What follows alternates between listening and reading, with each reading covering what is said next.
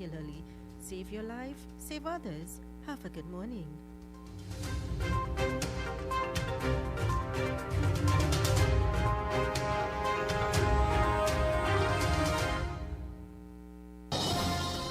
That was Major News to the Hour, brought to you by Crystal Beverages Company, Super Quality Supermarket, Sheikh Leisha Limited, and the Trinidad and Tobago News Day.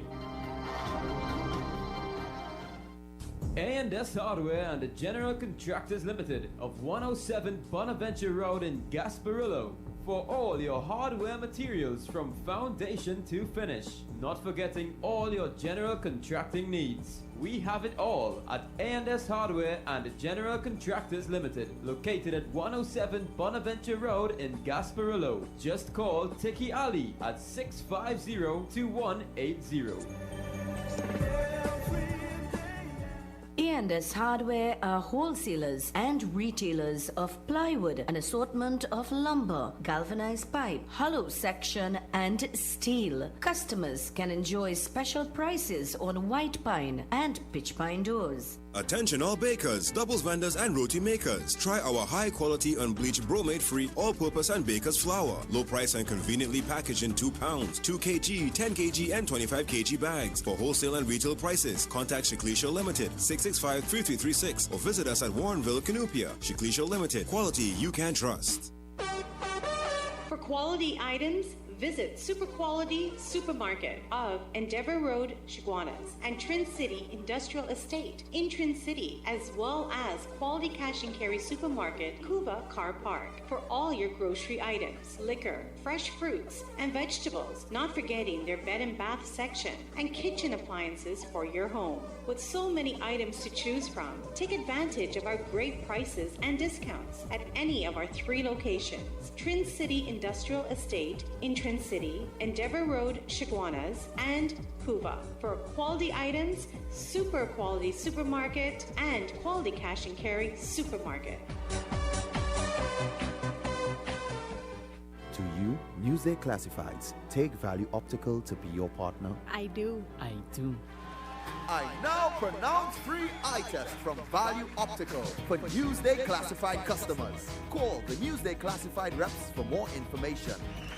You may now kiss the bride.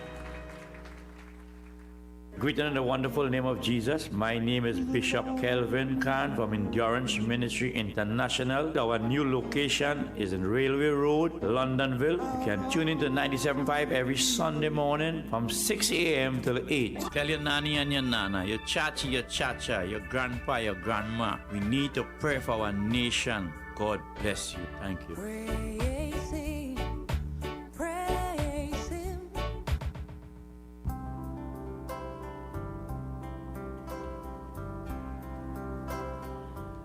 Indeed, and a very good morning in Trinidad and Tobago, and thank you very much for choosing 97.5 FM Hot Like Pepper Multicultural Radio as your radio of choice.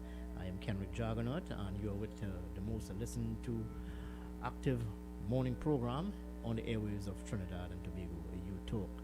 The time in the Republic of Trinidad and Tobago is just about 14 minutes here past the hour of 6 o'clock. And let me remind you that time check came to you through the kind courtesy of radio 975 FM Hot Like Pepper. Good morning, people. Good morning, and thank you very much for being part of the 975 FM Hot Like Pepper family. As of now, let me cross you over to Uma Ratan Singh for today's horoscope. This horoscope is coming to you with the compliments of Jyoti's Puja Store.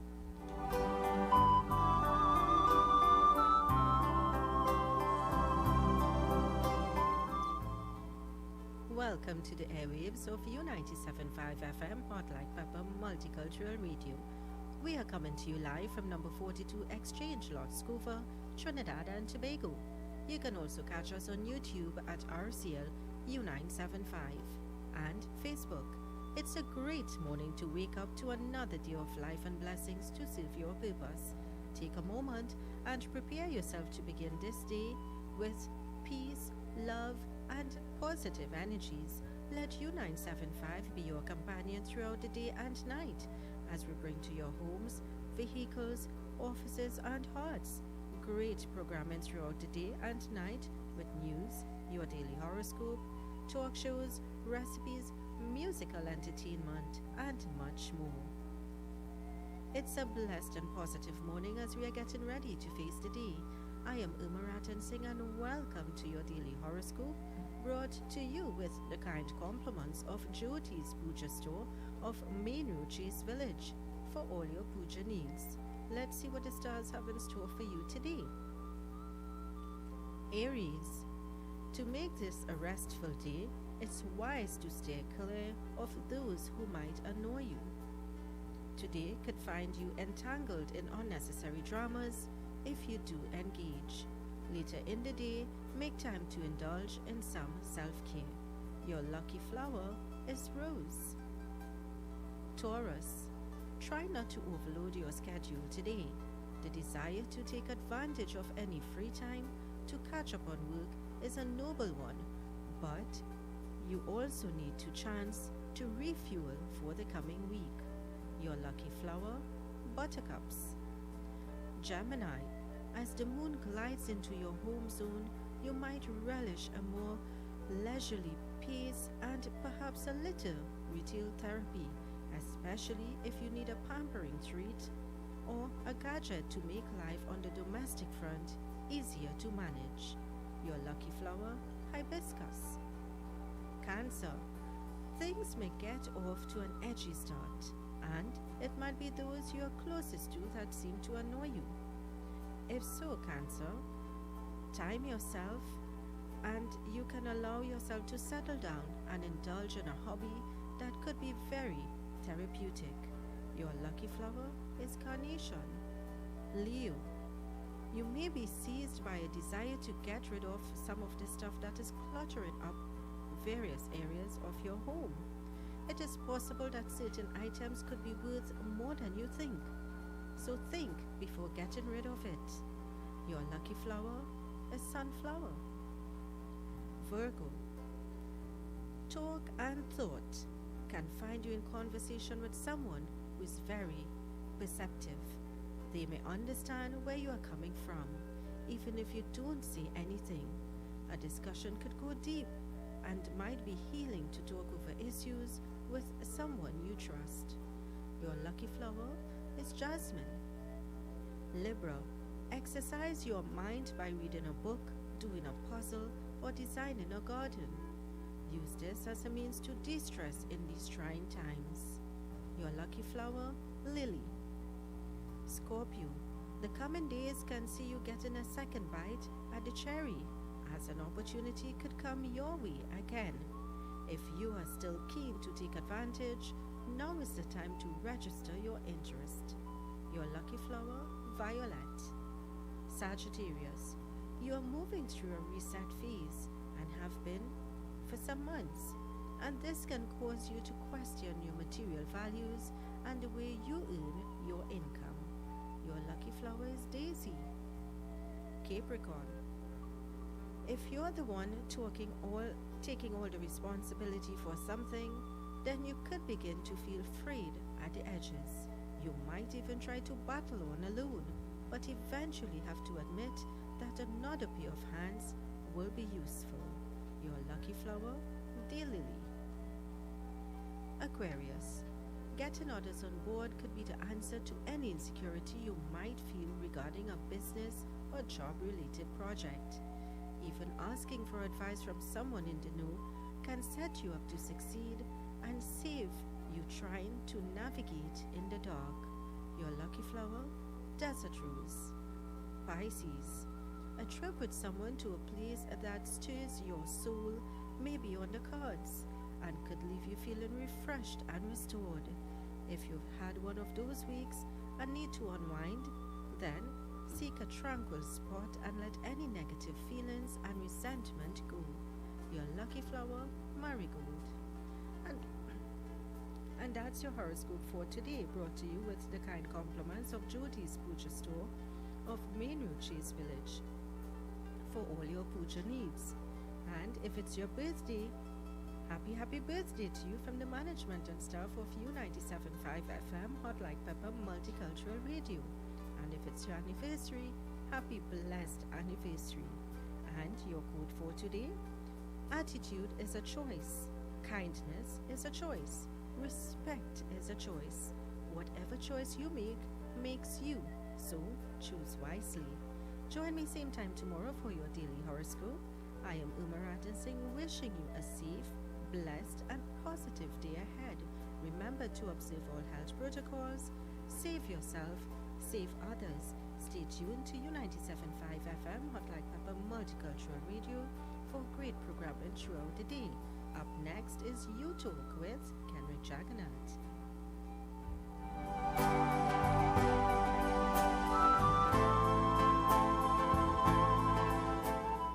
Well, thank you very much, Uma, for that horoscope feature. Note that you can join Uma again tomorrow at the same time, right here on 975 for another edition of 975 horoscope.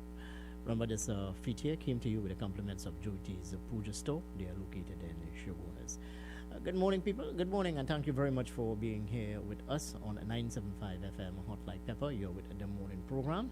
I am Kenrick Jagannath, and yes, I'll be taking you until the hour of 9 this morning as we look at some of the issues of the day, the challenges facing us here in Trinidad and Tobago, and also give you, the listening audience, an opportunity to share your thoughts and to share your views with us. We will discuss this morning a number of issues. First of all, we'll talk about COVID-19. Yesterday, I think the country would have broken record. Yes, 150 more positive COVID-19 cases reported.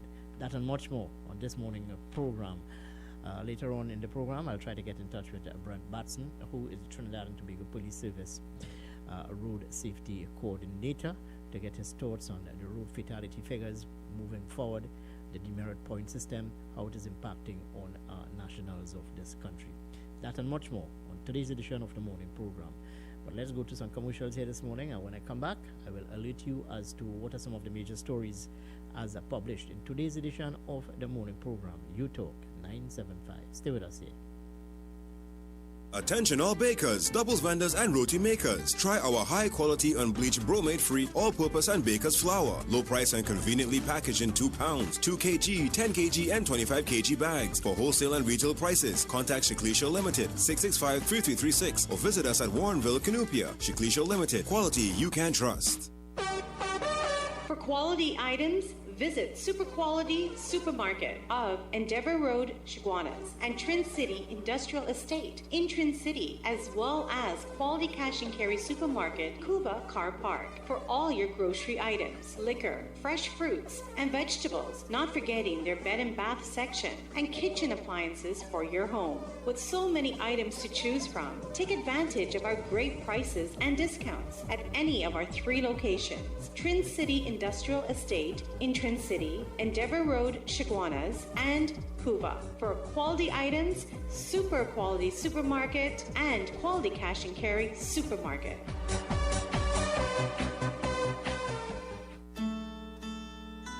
With a heart full of thanksgiving and a spirit of joy, we pledge to lovingly serve humanity as service to God. Come, celebrate and win in Extra Foods' 55th anniversary promotion. Be the lucky winners of 55-inch smart televisions. Just spend $300 and fill out the entry form and place it in the box at the branches located Arima, Grand Bazaar, Endeavour, and Chaguanas. Drawing date on 31st August 2020. Extra Foods, always something extra for you, and thank you for shopping at Extra Foods. U97.5 Hot Like Pepper Multicultural Radio is now on Facebook. Like us, follow and share our page. We'll be sharing the latest news, tips and much more. You can also view what's happening in our studio. Find us on YouTube and subscribe to our channel at RCL U975.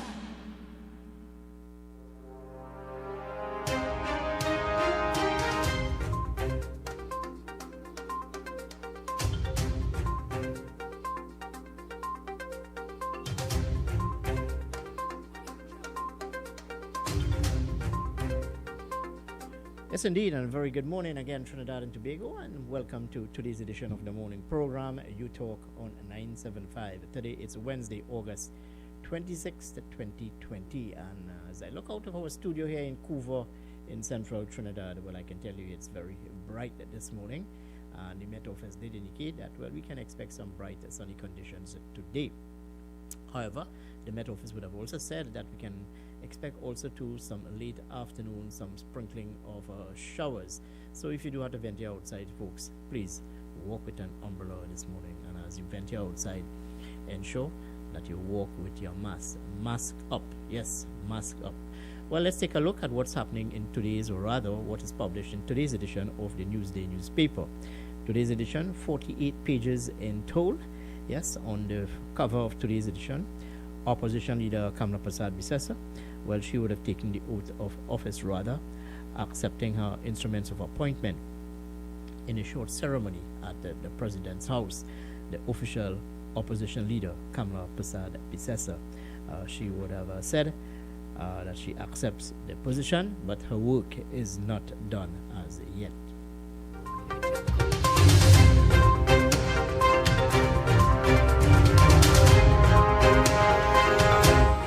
So you can catch the details of that story on page 3 of today's edition of the Newsday newspaper. The United National Congress political leader, Kamla Prasad Bisesa, no opposition to mass law. Remember this legislation? Well, yes, it is going to Parliament on a Friday. And as a result of that, the opposition leader would have said that she has no reservation about this mass legislation. But she will have to look at the legislation first to make some sort of determination. No opposition to mass law. This is what she said, speaking after accepting her appointment as opposition leader at President's House in Port of Spain yesterday. Kamla Prasad Bisesa said the party had no problem in principle with making the wearing of masks mandatory through legislation. 153 more COVID-19 cases reported yesterday. Now I pause briefly, just so that that can sink into you, the people of Trinidad and Tobago, that figure. 153 more COVID-19 cases. The Ministry of Health says 153 more people have tested positive for COVID-19. The total number of samples tested positive for COVID-19 now stands at 1,252, while there are 1,959 active cases. Remember, about 3 weeks ago, and I keep reminding you of this, that a medical practitioner would have told me that by the end of this year, the country could record over 2,000 positive cases of COVID-19. Based on the trend we are seeing, well, it is expected that that figure will continue to climb. So we're going to look at that also too. And today too, the Ministry of Health will be hosting their press briefing, media briefing, to keep you up to speed, keep you up to date as to what the Ministry of Health is doing as it relates to COVID-19. PCA media, Bush lawyers slammed over Hackshaw matter. Commissioner of Police goes on the attack. Fresh out of hospital after falling ill because of an inflamed gallbladder, Police Commissioner Gary Griffith yesterday sought to clarify what he deemed as a misinformation while criticizing several people, including members of the media. Griffith appraised by PSC, but mum on findings. Those stories on page 5. You can catch the details there. On to some other news now, published in today's edition of the Newsday. A 64-year-old man denied bail on goat stealing charges. A day after a 64-year-old Debian man virtually faced a Miaro magistrate charged with stealing sheep and goats, he faced a San Fernando magistrate yesterday for allegedly receiving the stolen animals. A very interesting story. It's published on page 7. PCA, that is the Police Complaints Authority, sends files on 2018 police killings to the director of a public prosecution. And businessman accidentally shoots friend in foot. Laramine man on robbery charges. Yes, the story said a 23-year-old Laramine laborer has been granted $210,000 bail with surety, charged with 2 counts of robbery with aggravation. 10-month-old at Couva Hospital with COVID-19. Now, this is a very sad story, as Trinidad and Tobago rushed past 1,000 active COVID-19 cases this week. Reports were that a 10-month-old baby had been admitted to the Couva Hospital after testing positive for COVID-19. Well, it just goes to show this virus, well, it have no respect for age, gender, or ethnicity, and I always make that point to you, the people of Trinidad and Tobago.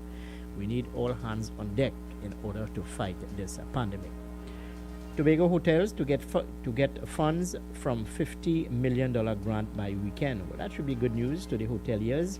Tobago Tourism Agency Limited Chief Executive Officer Louis Lewis has said hoteliers and guest house operators should begin receiving disbursements from the government's $50 million grant facility by the end of the week.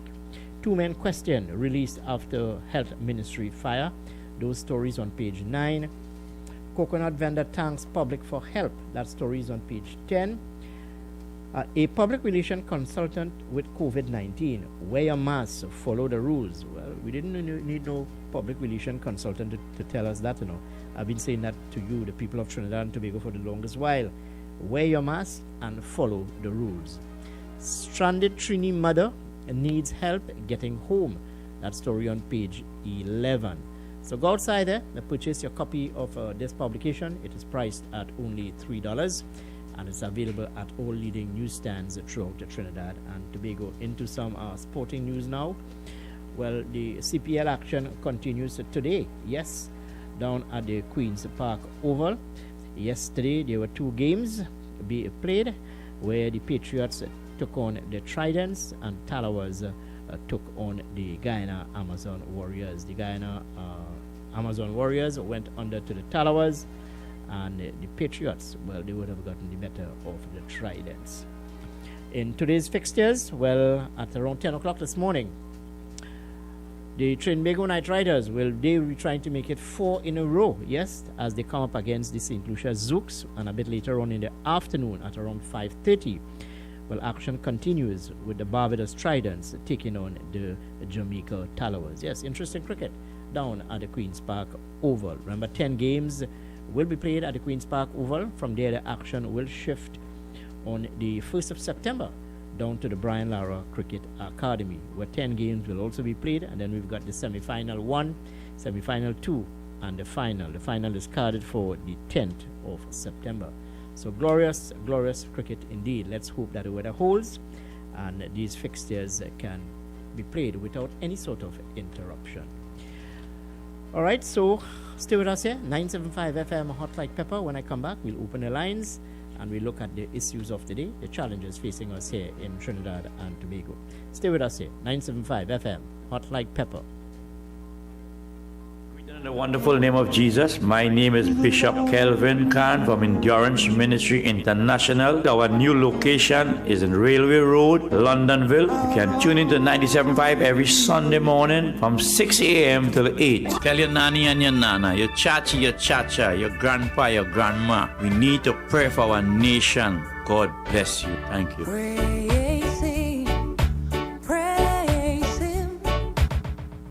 U97.5 Hot Like Pepper Multicultural Radio is now on Facebook. Like us, follow and share our page. We'll be sharing the latest news, tips and much more. You can also view what's happening in our studio. Find us on YouTube and subscribe to our channel at RCL U97.5. To you, Newsday Classifieds. Take Value Optical to be your partner. I do. I do. I now pronounce free eye test from Value Optical for Newsday Classified customers. Call the Newsday Classified reps for more information. You may now kiss the bride.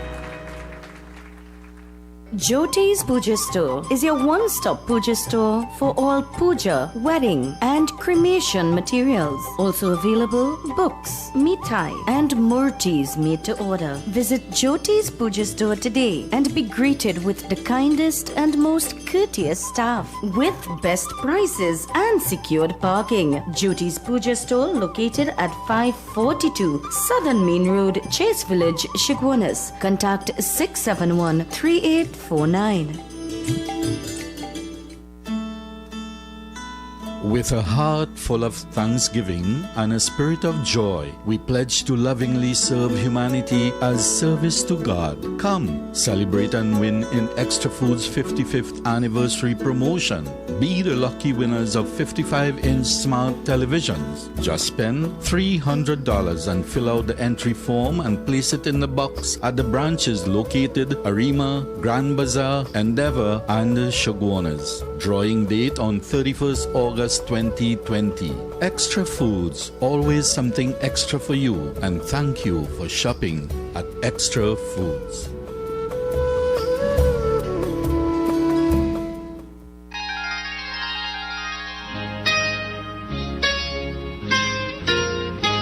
This is Samaru Ramru inviting you on a journey down memory lane with enchanting songs on the program Nightline. Mondays to Thursdays, 9 p.m. to 12 midnight. Let your heart sing along with the music on U975 FM, Hot Like Pepper, Multicultural Radio.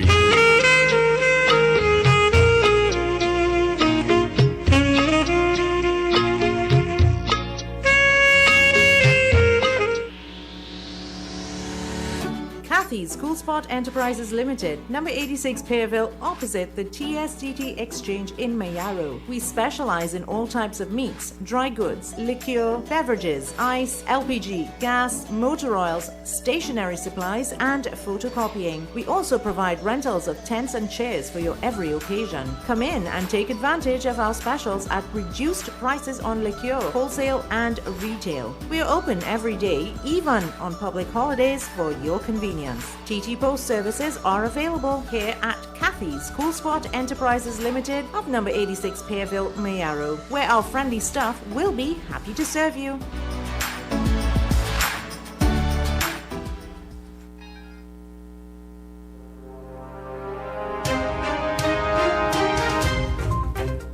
Well, indeed, and a very good morning again, Trinidad and Tobago, and thank you very much for choosing 975 FM Hot Like Pepper. Well, with me on the line now is David Abdullah, the Movement for Social Justice political leader, and he would have been making certain comments concerning the OWTU and the patriotic energies and the non-opening of the refinery. He would have called on the government of the day to ensure that this project comes off the ground. So let's take him live on air. Good morning, Mr. Abdullah, and thanks for taking our call this morning. Morning, Cedric. Morning to your listeners. Well, indeed, we have some very challenging times ahead of us. The new government would have been sworn in, and on Friday, the Parliament will continue, and one of the first matters on the table will be this legislation dealing with the mandatory wearing of masks. First of all, share your thoughts with me on that matter, the wearing of masks, mandatory. Yeah, I think it has become necessary. Unfortunately, Trinidad and Tobagonians have not been very good at adhering to the appeals and proposed recommendations that everybody, once you go out in public, should be wearing a mask. And this has contributed to the very significant community spread that we have been having over the last 2 to 3 weeks. So I think that, unfortunately, we may have to have it legislated to force people to behave in a way that would help to stop the spread of the virus, because it is very significant now, the spread. No, certainly this government, let's move on with our conversation. Certainly this administration will have some challenging times ahead. Opposition leader Kamala Prasad-Bissessar, after getting her instrument of appointment as the official opposition leader, would have talked about challenging times ahead. Are we looking at the economy, balancing the economy? What are you hoping for in the budget of 2020-2021?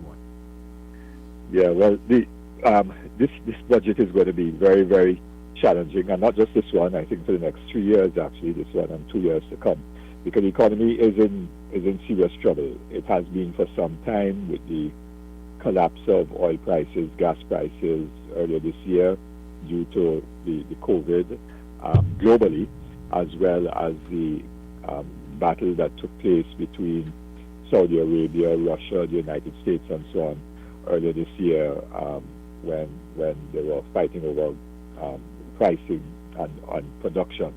So we also have petrochemical plants in Point Nevis that have been shut down for many months. And so our earnings of foreign exchange have been very significantly affected by these things in the energy sector, because the energy sector generally contributes upwards of 80% of our foreign exchange earnings. So our foreign exchange earnings situation is in difficulty.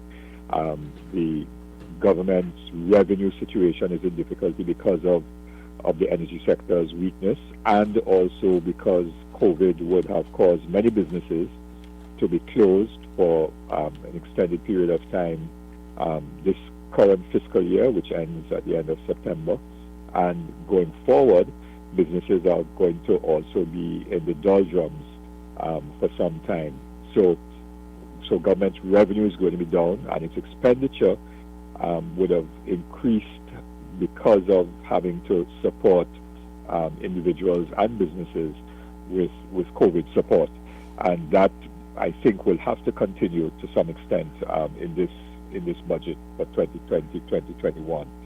So you have a situation of a large gap between government revenue and expenditure, what is known in economic terms as a fiscal deficit. So you have that gap between revenue, your income, and your expenditure. You have the foreign exchange challenge, and then you have unemployment, because as businesses close, people have lost their jobs.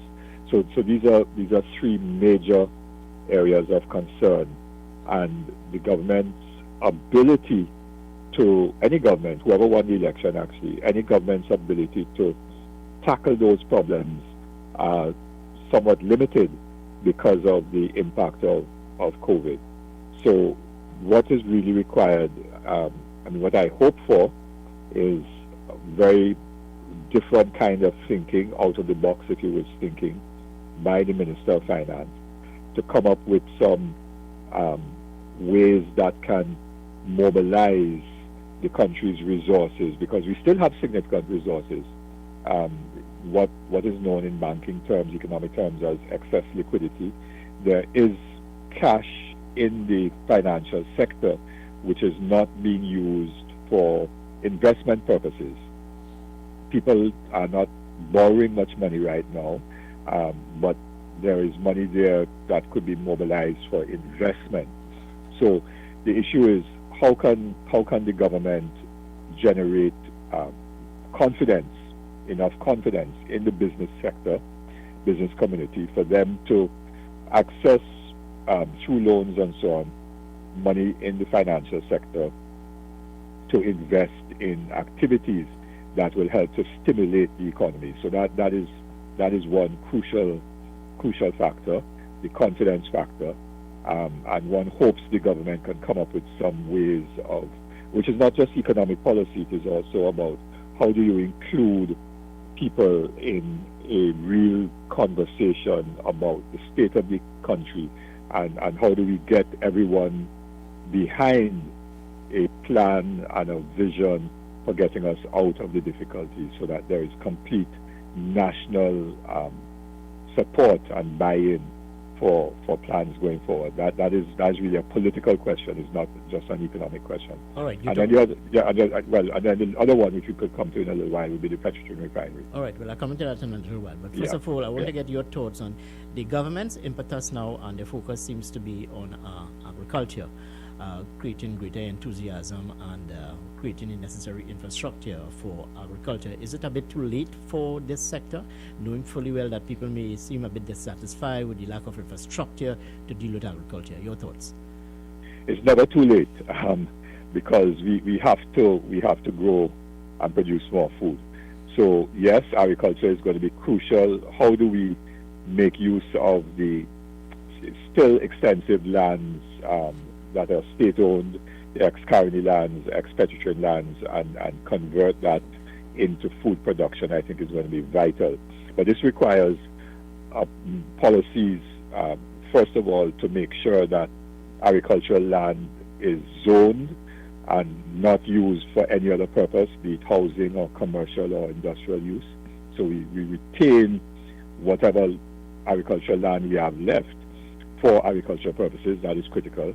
Secondly, we have to speed up very, very much the process of getting security of tenure for bona fide farmers who are on lands, state lands who have not gotten their lease for years. That process has to be speeded up so that those farmers could then access credit from the Agricultural Development Bank and other subsidies and so on. That's a second critical thing. The third issue would be how do we reverse the UNC's policy whereby people who are ex-colony workers were able to sell their lease of land which was supposed to be for agricultural purposes, and then which land then ended up not being used for agriculture, but which land ended up being used for all kinds of other things. That has to be stopped because we cannot lose more of our agricultural land that way. Oh, you're talking here mainly, David, about a land use policy, yes? Vital land use policy, yes. And then those persons who are ex-colony workers who never got their agricultural land, to make sure they get it if they're still able to be involved in agriculture, for them to be able to get the land to engage in agriculture. Well, yes, land use policy is absolutely necessary. Well, certainly a challenging time for this new Minister of Labour. Your thoughts on this appointment, knowing fully well that he may not have come from the labour sector, so to speak, as previously when we had a previous Minister of Labour who came from the labour sector, former President of the Public Services Association. Your thoughts on Steve McCletchie? I really don't know the new minister at all. I don't know his background except from what I've seen reported in the media. So I really don't have an opinion about him. I mean, you don't necessarily need somebody who's versed in industrial relations to be Minister of Labour.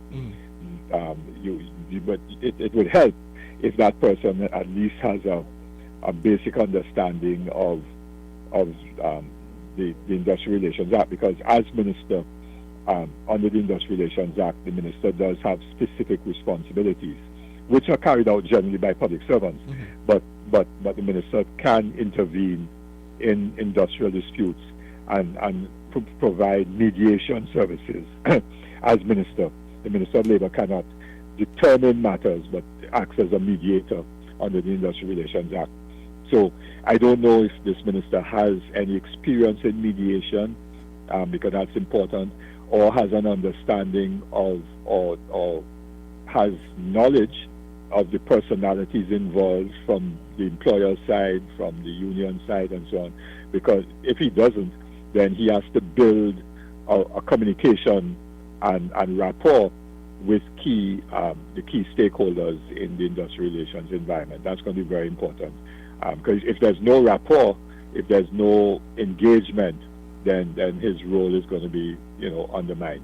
The other thing is, if he has an appreciation at all of the need for reform of labor laws, because that has been hanging fire for two administrations, both the partnership and the PNM, 2010 to now, that's 10 years, committed to major reform of labor legislation, and absolutely nothing was achieved by either. A lot of consultations, a lot of old talk, and nothing in terms of action. Well, and I'm sure that has to be a major issue going forward. Well, I totally agree with you, because two of your colleagues are from the labor movement, one Nirvan Maraj and Michael Anisette, they are calling for greater teeth, so to speak, of course, for the industrial court to settle matters expeditiously.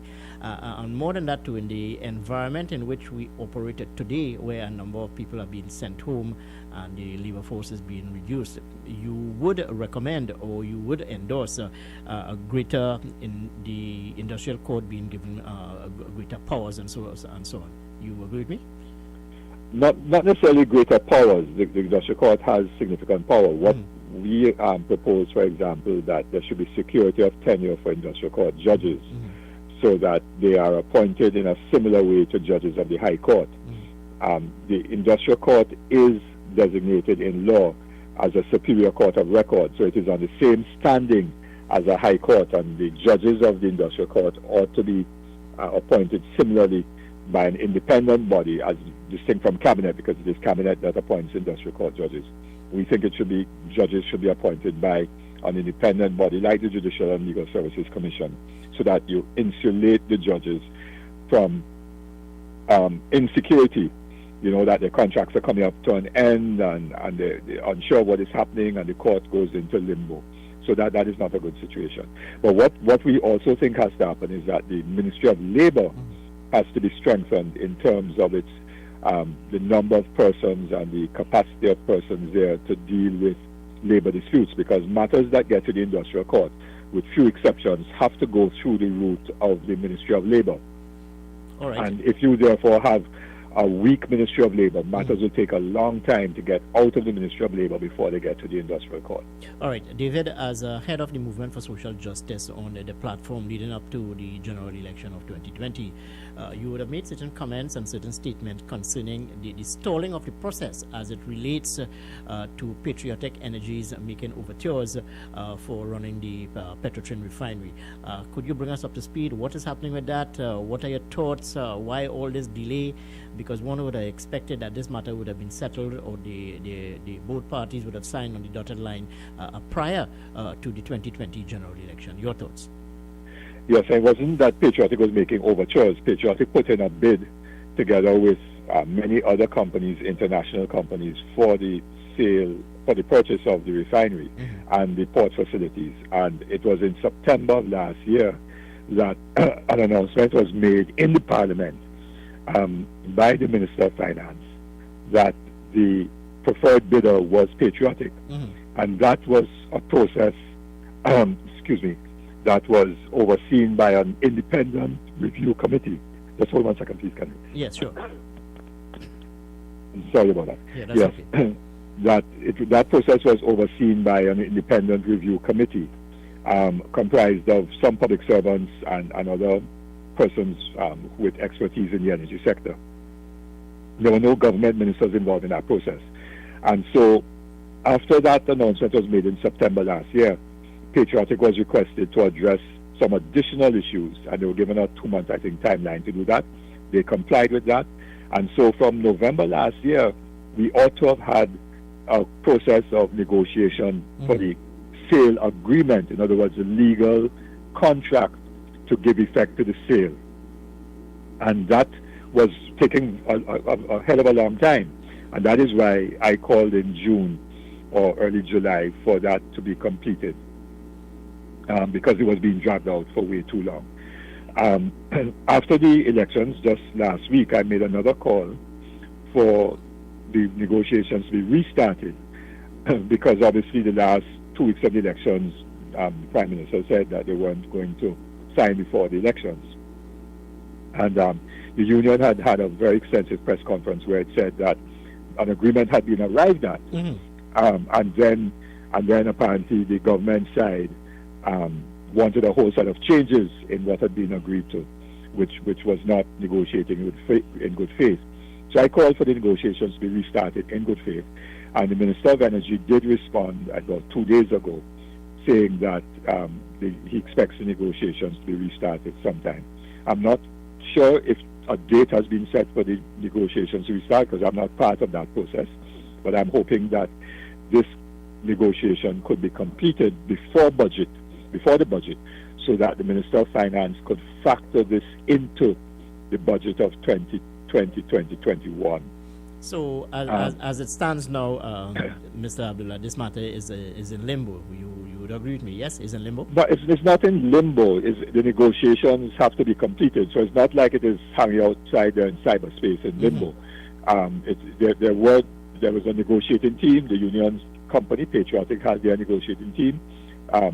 The company is Guaracara. That is the state company that owns the refinery, and Paria, which owns the port facilities. And Paria and Guaracara, they had a negotiating team, and those negotiating teams are meeting. The negotiations broke off around the end of July. So you could say that the process got stalled, but they're not in limbo. I would therefore, and there have been statements by both the Prime Minister and the Minister of Finance and Minister of Energy that the negotiations should be restarted. So one hopes that the parties could get back into negotiations rapidly and bring those negotiations to a conclusion. and so you could have a formal purchase agreement for the refinery and the port operations by Patriotic. Okay, David, I want to thank you very much for taking some time off this morning to chat with us. All the best to you and your organization. And stay safe, my friend. Stay safe. Thank you very much. Okay. That's the voice there of David Abdullah, former labor officer at the Oilfield Workers Trade Union and current political leader of the Movement for Social Justice, sharing some thoughts with us this morning. We spoke on, well, Nico, he would have been in support of wearing masks, and he said it's something he would support. Remember, that legislation goes to Parliament on a Friday. Folks, so we're heading up to the hour of 7 o'clock, just about 5 minutes here to the hour of 7. But let me say a very special good morning to my colleague here this morning. Good morning to you, Nicole. Good morning to you, Kenrick, and good morning to our listeners on U97.5. Good morning to our viewers on RCL U975, and also to our Facebook viewers. Good morning, everybody. Yeah, so you can catch us at RCL U975. We are live on YouTube, also on Facebook, and you can also catch us, or rather, send your thoughts to us at 378-4975. That's WhatsApp. That's our WhatsApp number.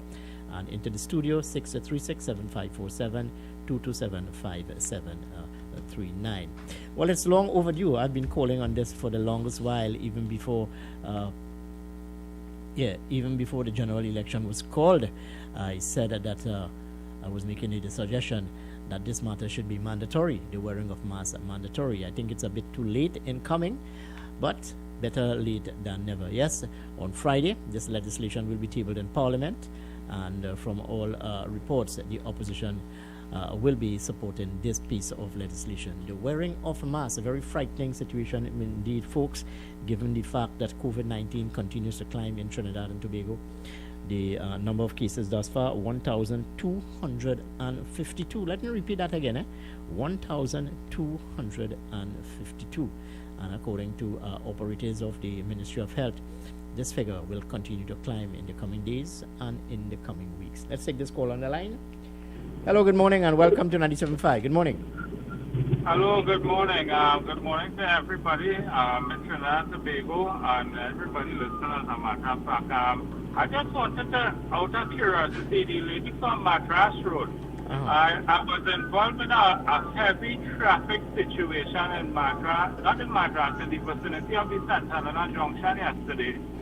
I saw a guy, like he was, it looked to me, it had police there and everything. I didn't hear anything on the news. I didn't hear anything from you guys this morning. It looked like the guy was murdered. And he was in the vehicle with his head slumped down on the steering. And, you know, I'm hoping that somebody listening, maybe they can call and shed some information as to what it is happened in that situation and why it is, you know, we didn't hear anything from the media about it, you know. And you had made a comment, Henry, 2 days ago, about the Prime Minister being in quarantine, and when he gets out of the quarantine, he will then make a decision on the way forward with regard maybe a shutdown or something of the sort, you know, for the action for the COVID-19. But my question is, people, you know, why just we have to wait for the Prime Minister to come out of the quarantine for a decision to be made on the way forward? I find that, you know, every day I hear more and more people getting COVID-19, and I think they should you know, make a decision before he comes out of quarantine. Maybe it might save a couple of lives or even one life. Have a nice day. Thank you. Well, let me just respond to you. Well, the Prime Minister is that, the Chief Executive Officer of Trinidad and Tobago. Any decision any decision going forward ought to and will be made by the Prime Minister, Dr. Keith Rowley. The Minister of Health cannot make a recommendation to shut down the country, nor so the Minister of National Security. That has to be discussed at Parliament, and the Prime Minister will make that decision. And yes, the Prime Minister was in self-quarantine, and he would have been back out to work yesterday, And of course, on Friday, the Prime Minister and members of the opposition and the government will be in Parliament to discuss this matter as to wearing masks. And so that's about it. It's the Prime Minister's call, and no one else can make that call but the Prime Minister, Dr. Keith Rowley, as to the way forward as it relates to fighting this COVID-19. It's a very frightening situation, folks. I said that what I would have said, that if people in this country do not behave in a particular way, and if the figures continue to climb, well, then the Prime Minister will have no choice but to impose greater restrictions on the people of Trinidad and Tobago. And he did indicate that when last he addressed the nation, which was about 2 Saturdays ago. He said, if the figures continue to climb, well, then as a Prime Minister of the country, he will have to make some decisions. What decisions he will make, well, that's still up in the air. I hope I clarified that with you. All right? Stay with us here. 975 FM Hot Like Pepper. We're climbing up to the hour of 7 o'clock. Let's take the 7 o'clock newscast with Nicole Duki. And when we come back, we'll continue with the second hour of today's edition of the morning program. Stay with us here. 975 FM Hot Like Pepper. Time has come. New 97.5. Make it your choice. Something for everyone. 975 FM. Music for you. It's all about you. New 97.5 FM, Hot Like Pepper, Multicultural Radio. Power to the listeners. It is now time for Major News to the Hour, brought to you by Crystal Beverages Company, Super Quality Supermarket, Sheikh Elisha Limited, and the Trinidad and Tobago News Day.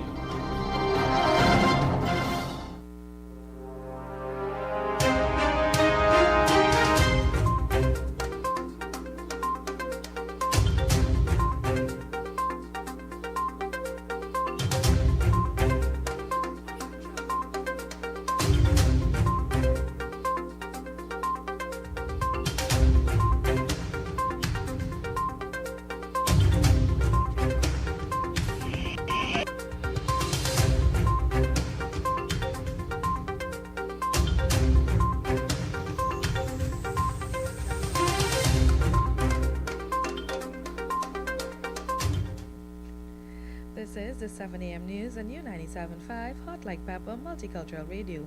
I am Nicole Duki. Good morning. The search is on for 3 Venezuelan teenagers who broke out of quarantine. They were housed at the Canada Hall at the University of the West Indies in St. Augustine.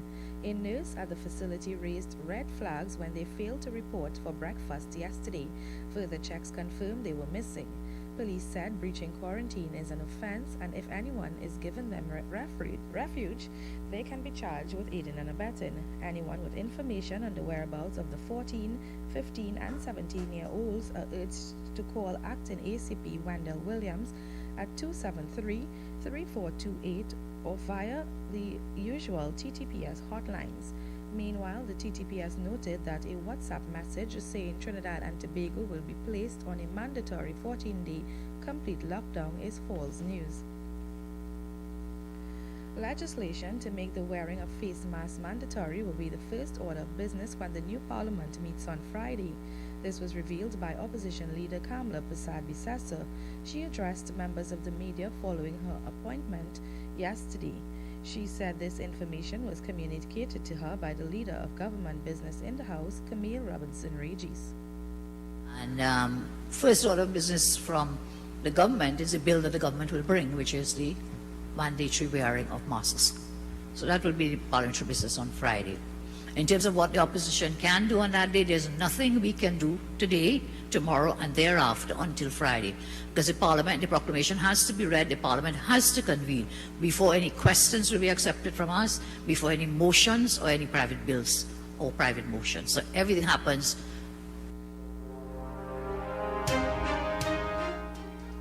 Meanwhile, Mrs. Persad-Bissessar said she received recommendations for Member of Parliament for Point Fortin, David Lee, to be appointed as leader of opposition business. I have some thoughts in my head, but I want to discuss it with the party and the MPs. I've asked them for suggestions, so there are a lot of names. There are a lot of names. That decision is not final yet. Today I will announce that the majority of the MPs have recommended MP David Lee to be the chief whip in the parliament for the opposition.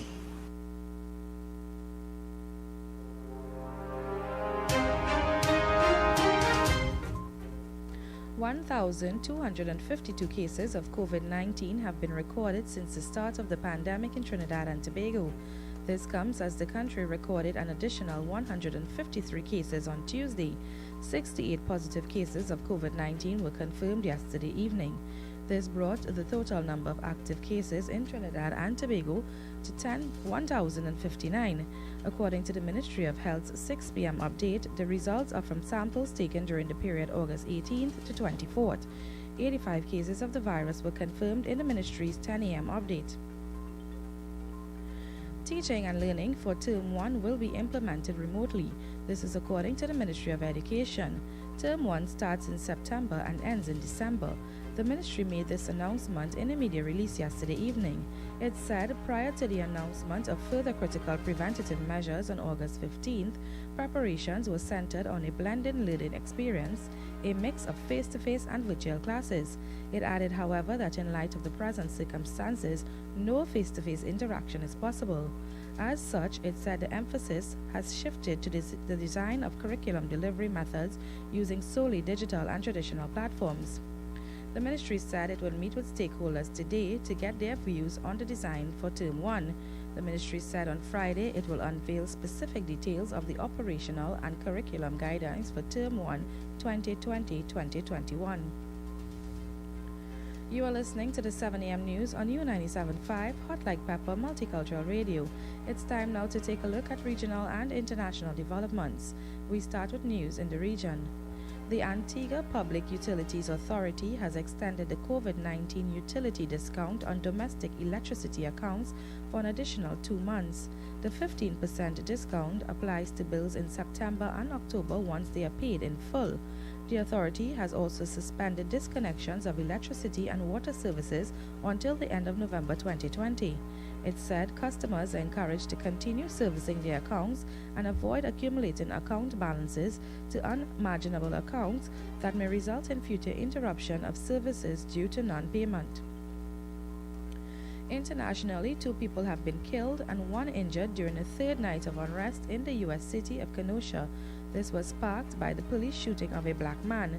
Police said the 3 people were shot but gave no details about who was involved. We hear more in this report from the BBC. Another American city turned into a conflict zone after the police shooting of a black man. It was the turn of Kenosha, Wisconsin to feel the wrath of angry demonstrators. The start of a curfew only made more pour onto the streets to confront police, who reacted with force. Well, it's got extremely tense since the curfew passed. You can see tear gas, pepper spray being fired by the police outside the courthouse here. It's being thrown back by some of the protesters who've been lobbing plastic water bottles, sometimes even fireworks fired at the police. And demonstrators were undeterred and caused more destruction. It wasn't long before vehicles were set on fire, even buildings. Many told us they felt this was the only way people would take notice of them. Feels like a breath of fresh air, honestly, because we finally get to say what we've always wanted to say to them. I've been stopped and harassed by the police many times in my own town, and just because I look like someone that I'm not. And I don't want to feel that way. Are you prepared to come out for weeks and weeks, months and months, as long as we get the justice that we need for Jacob? Jacob Blake's seen here walking around his car, followed by 2 officers. When he opens the door, he's shot several times at close range in the back. His children were in the vehicle at the time.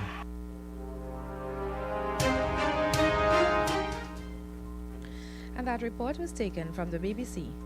In news of the weather for the period today until midnight, Trinidad, Tobago and the remainder of the Lesser Antilles, partly cloudy spells with brief showers will interrupt sunny conditions in a few areas. Night will be mostly clear. Seas slight to moderate. Waves 1 meter up to 1.5 meters in open waters and near calm in sheltered areas. The current temperature is 25 degrees Celsius. And this brings us to the end of the 7 a.m. newscast on U97.5 Hot Like Pepper Multicultural Radio. Stay tuned for another news class at 8 a.m. I am Nicole Dookie. Have a good morning.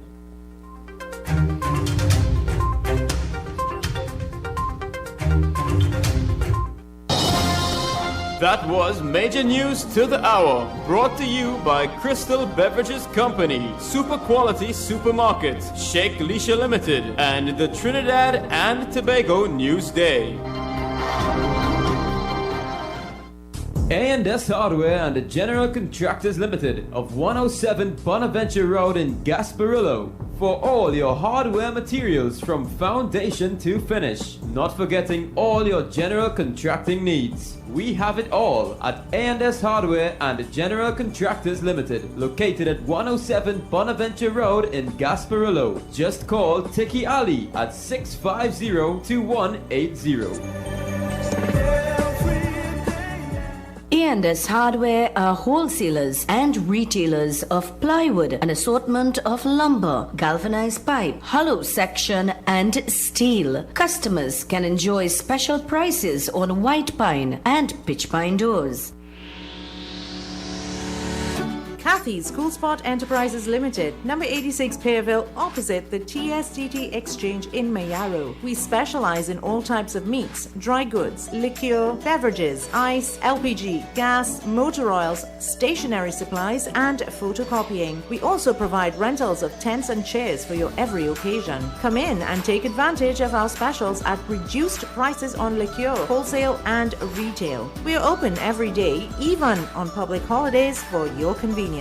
TT Post services are available here at Kathy's Cool Spot Enterprises Limited of number 86 Pearville, Mayaro, where our friendly staff will be happy to serve you. Attention all bakers, doubles vendors and roti makers. Try our high quality unbleached bromate free all purpose and baker's flour. Low price and conveniently packaged in 2 pounds, 2 kg, 10 kg and 25 kg bags. For wholesale and retail prices, contact Shikleisha Limited 665-3336 or visit us at Warrenville, Canupia. Shikleisha Limited, quality you can trust. For quality items, visit Super Quality Supermarket of Endeavour Road, Chaguanas, and Trin City Industrial Estate in Trin City, as well as Quality Cash and Carry Supermarket, Cuba Car Park, for all your grocery items, liquor, fresh fruits, and vegetables, not forgetting their bed and bath section, and kitchen appliances for your home. With so many items to choose from, take advantage of our great prices and discounts at any of our 3 locations, Trin City Industrial Estate in Trin City, Endeavour Road, Chaguanas, and Cuba. For quality items, Super Quality Supermarket and Quality Cash and Carry Supermarket. To you, Newsday Classifieds. Take Value Optical to be your partner. I do. I now pronounce free eye test from Value Optical for Newsday Classified customers. Call the Newsday Classified reps for more information. You may now kiss the bride. With a heart full of thanksgiving and a spirit of joy, we pledge to lovingly serve humanity as service to God. Come, celebrate and win in Extra Foods' 55th anniversary promotion. Be the lucky winners of 55-inch smart televisions. Just spend $300 and fill out the entry form and place it in the box at the branches located Arima, Grand Bazaar, Endeavour, and Chaguanas. Drawing date on 31st August 2020. Extra Foods, always something extra for you, and thank you for shopping at Extra Foods.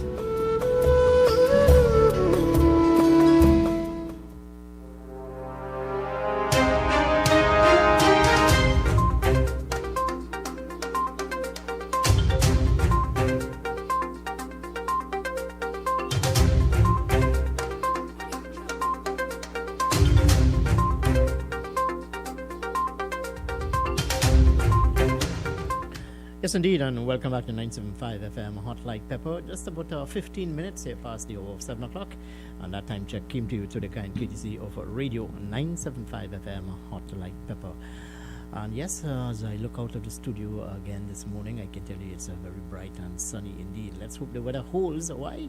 Because there are two games today carded for the Queen's Park Oval. That is, as we continue to look at what is happening in the Caribbean Premier League. Yes, and you can call us this morning at 636-7547, 227-5739. Those are the numbers to get into our program here this morning. So we're looking at some of the issues of the day, and the major issue facing us here in this country, one of the greatest challenges facing the world, if not the greatest challenge, is this of COVID-19. And let's take this call on the line. Hello, good morning, and welcome to 97.5. Good morning. Morning, Ms. Nicole. Morning, Mr. Kenneth. Morning, Trinidad and Tobago. Good morning. Well, morning. we have our opposition leader in place, so the country will start rolling by Friday. And the first item of business is the mask wearing. And I mean, let's see how it goes. And I mean, the guidelines need to be followed, because right now the only people that control that right now is really behavior of the public, and they've got to be so conscious of that. Nobody else can control it right now besides the public behavior. And let's see, well, that's the main thing on the agenda for the new government, plus, well, of course, all the budget in the making, and then glad, man, the country started, so let's see how let's progress it. Yeah, but there's another challenge facing us here. This is according to the Ministry of Education. They are preparing for the new school term, which is right. Next year. Mr. Kenwick, my suggestion on that and recommendation that the first thing I gotta do is I hope the opposition leader, maybe we have to get them some suggestions, because we on the outside looking, they can't think everything. The first thing I'll do is do a survey in Trinidad and Tobago and make sure that we have with the providers and see how best we can get internet connectivity to the whole island as far as possible, practically possible, and how long it will take for that to be done. So we'll have everybody on board in that way, because getting the units and getting the accessibility of the units to use for that one. I mean, they can organize some system where they can get devices to the children or whatever it is, and some system. But the thing about it, if you have a device and you have connectivity, it makes any sense. So the basic thing is the connectivity. Well, apart from that, I think you need to get all stakeholders on board, because so the first stakeholders here, the service providers, together they should have a general meeting and have with all stakeholders, the providers, and see how possibly what is the cost and practical. But whether it's the cost or not, whether finding money somewhere, they have to get connectivity to the whole island in a practical way, are the best thing. So let's see how it goes. Yeah. Well, don't you think that in the absence of putting all the infrastructure together, that some students will be at a disadvantage? Yeah, but Mr. Kendrick, to be honest with you, home can never be school. I mean, look, I have two sons, teenagers. What happened with them is they're now in Form 1, early Form 1. What happened is the second fella, that'll work for him, but the first fella that working for Yatal, he will sit down there. You can't get. He had to be actually in the classroom. So a lot of us have a challenge. That home. Being in that home, the comfort that home, there are some situations that will face homes. I can tell you that some parent and some guardians may not be too au courant with terms of technology and so on. So how do they impart this sort of guidance and knowledge to the child? Yeah, but it's a challenge to this. But we had to get around it somehow. I mean, the COVID is here, and we had to live with it. So we had to work, make the best of the bad situation. But at the end of the day, so what happens with people who are more versed in those areas can assist the parents. So we'll have to do a little database and get our parents, or deal with the PTAs and all these schools will come in together. And there's a real stakeholder. And I don't think that, getting these students into, let's say, centers and so on is the answer, because at the end of the day, we are trying to prevent the gathering of people. So, Mr.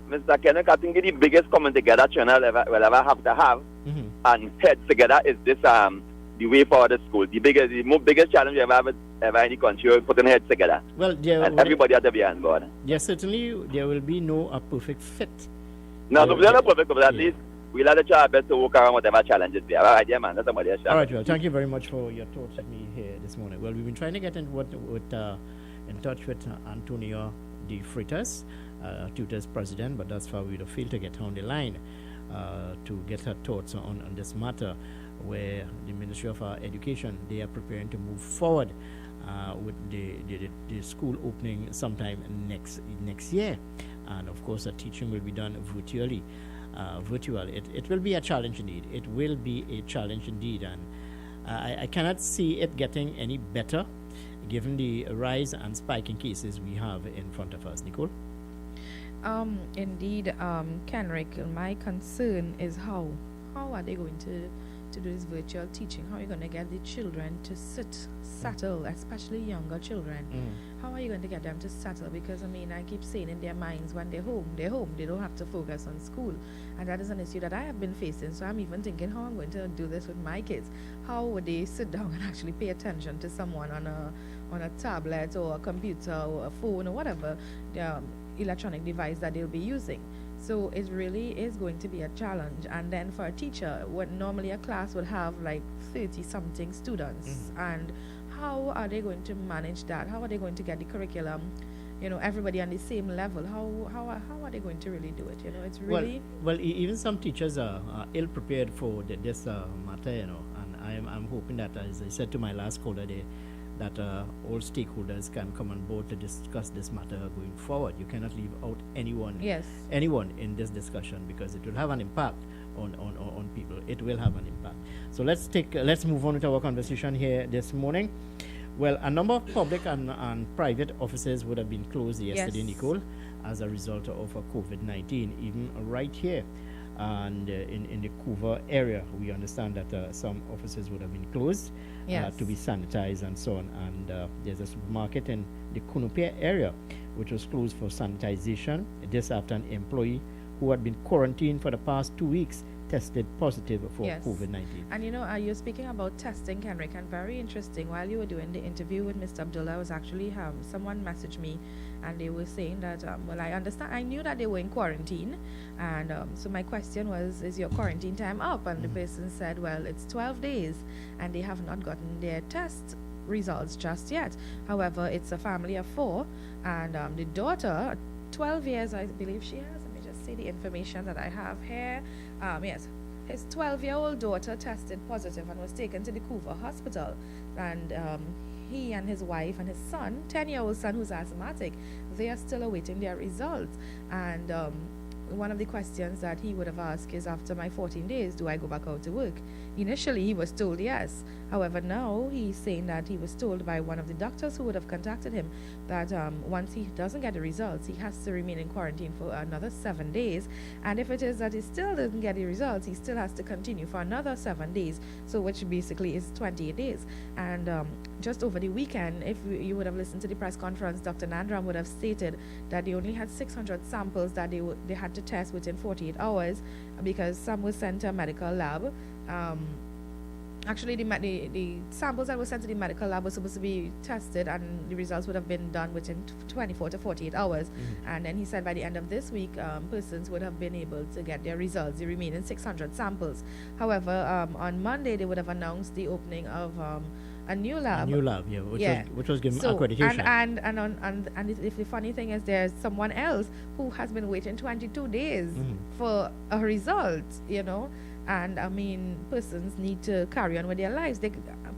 Some persons might say, okay, my 14 days is up and I have not gotten my results, and I will go and continue life. But there are some persons who really care and concerned, and they would not want to go anywhere unless they're sure that they would have gotten their results. Look, we cannot be reckless in this matter. We cannot be reckless. We need to be responsible. And I'm saying, even though you would have been swabbed, you would have been tested, and you have been quarantined for 14 days, the onus is on you. That's right. That is state quarantine. The onus is on you, that you go back home and quarantine, have your what you call self-quarantine, home quarantine for 14 days. And if you do exhibit any, let's say, symptoms or whatsoever, you remain home and contact the medical personnel. That's the responsible thing to do.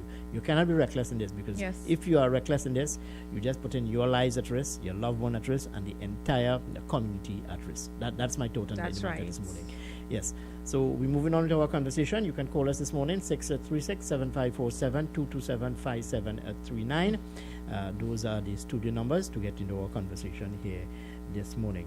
Well, this came as a surprise to me, and when the initial reports started circulating concerning Usain Bolt, yes, he would have responded and said, it is false, it's fake news. Well, he and had what not gotten his results at that point. Yes, and he was. So now, yes, it has been said that world record sprinter and 8-time Olympic gold medalist Usain Bolt has tested positive for the coronavirus and is self-isolating at his home in Jamaica after last week celebrating his 34th birthday with a big bash and mask-free.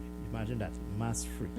And it continues to climb in Trinidad and Tobago. Yes. And, I want to applaud the government of the day for bringing this piece of legislation. Of course, it will be debated in Parliament on Friday. And Opposition Leader Kamala Prasad would have said that, well, look, they have no objection and they will support the piece of legislation. But first of all, they have to look at the specifics. So I applaud the government of the day for coming with this piece of legislation, making the wearing of masks mandatory for you, the people of Trinidad and Tobago. Yes. So here it is now, the government of the day have to legislate for us, the people, to behave in a particular manner. And I've been making that point for the longest while, and now this legislation is coming on Friday. The point I'm making, now, are we going to ask the government of the day to bring legislation to ensure that people wash their hands and so on? I doubt it. Hello, good morning. Welcome to 97.5. Good morning. Morning, Kenrick. Good morning, Nico. Hi, good morning, friend. How are you this morning? Good morning. Good, master. I am betting you and Nicole. When that legislation comes to Parliament, all what Kamala Prasad is saying, she's going to vote against it.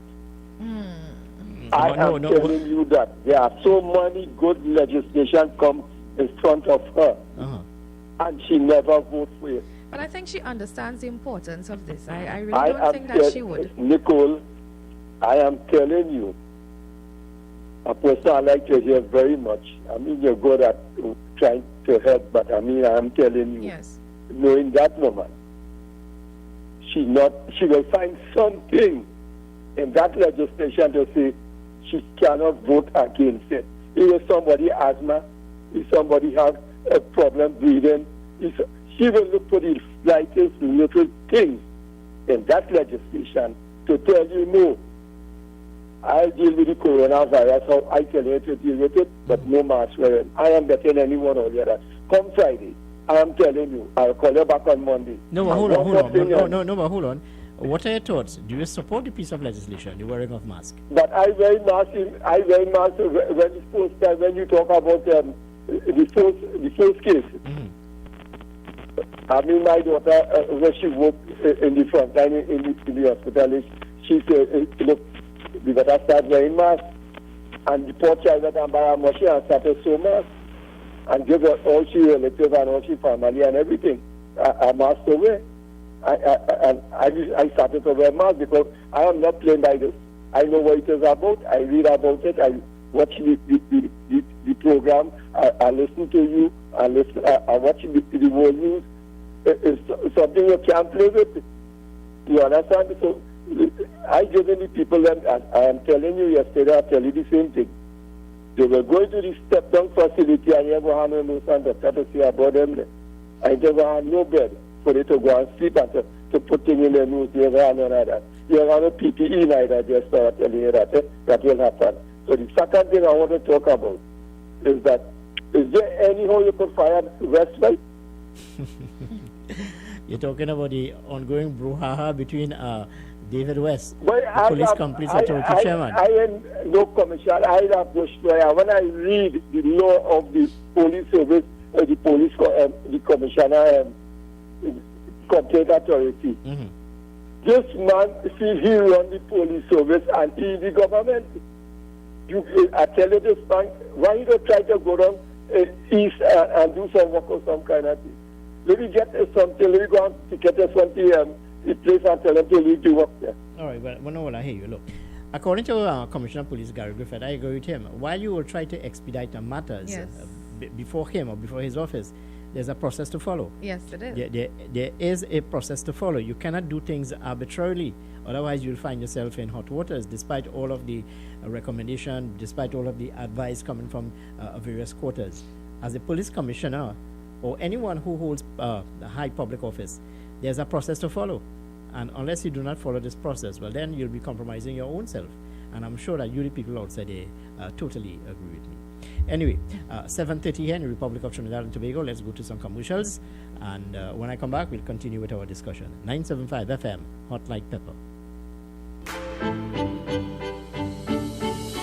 Visit Eddie's Pharmacies Limited newest location inside JTA Supermarket, C3 Center, Current Village, San Fernando. They offer blood pressure, blood sugar, cholesterol, and pregnancy testing, as well as all pharmaceutical products and over-the-counter drugs, along with CDAP prescriptions. Sagicor Caricare International Medical Card, Guardian Life Provider Card, and Republic Bank points are all accepted at their 3 locations of Eddie's Pharmacy Limited. RS Building, Rocha Douglas Road, Barrackpore, GN Building in Pinal, and C3 Center, Current Village, San Fernando.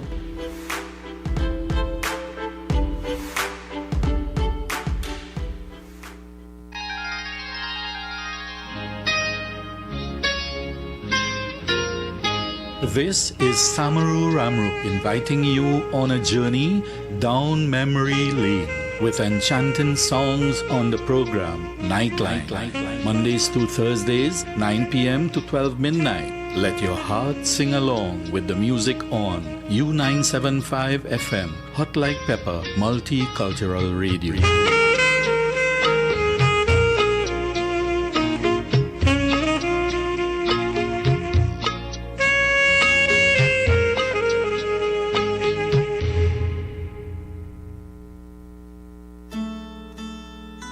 With a heart full of thanksgiving and a spirit of joy, we pledge to lovingly serve humanity as service to God. Come, celebrate and win in Extra Foods' 55th anniversary promotion.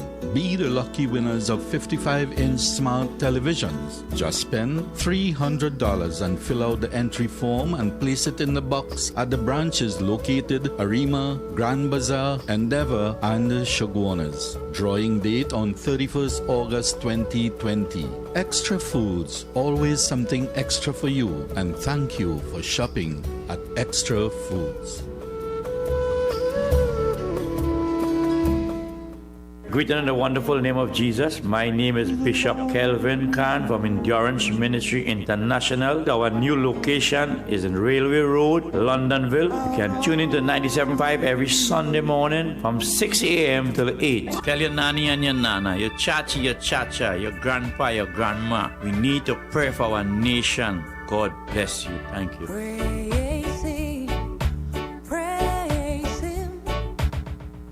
U97.5 Hot Like Pepper Multicultural Radio is now on Facebook. Like us, follow and share our page. We'll be sharing the latest news, tips and much more. You can also view what's happening in our studio. Find us on YouTube and subscribe to our channel at RCL U975. Yes, indeed, and welcome back to 975 FM, Hot Like Pepper. Well, with us on the air this morning is Brent Batson, the Trinidad and Tobago Police Service Road Safety Coordinator. Let's take him live on air. Good morning, Mr. Batson, and how are you this morning? Good morning. Yeah, pleasant good morning. Pleasant good morning to you, listeners. Well, and thank you very much for taking our call this morning. Well, you are the helm of the Trinidad and Tobago Police Service Road Safety. You are the coordinator.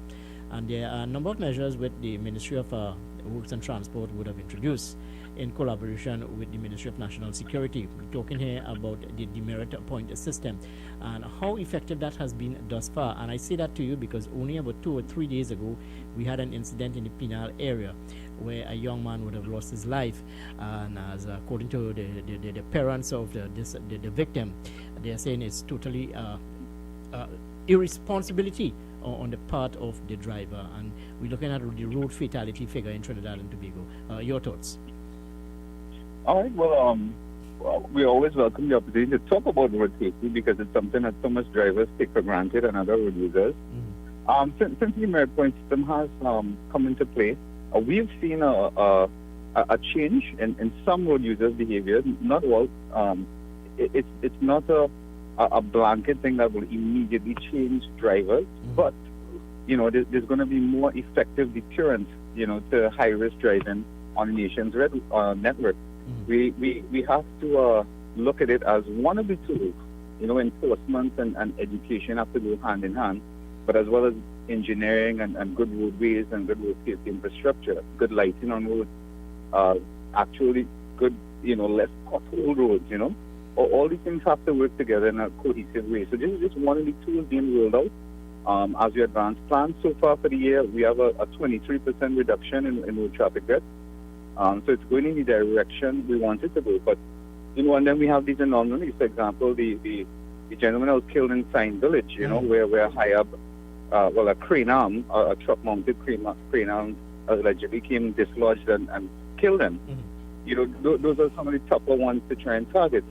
But, so right now we have to look at the preventive maintenance programs that have been implemented by the company, and licensing is actively involved in that part.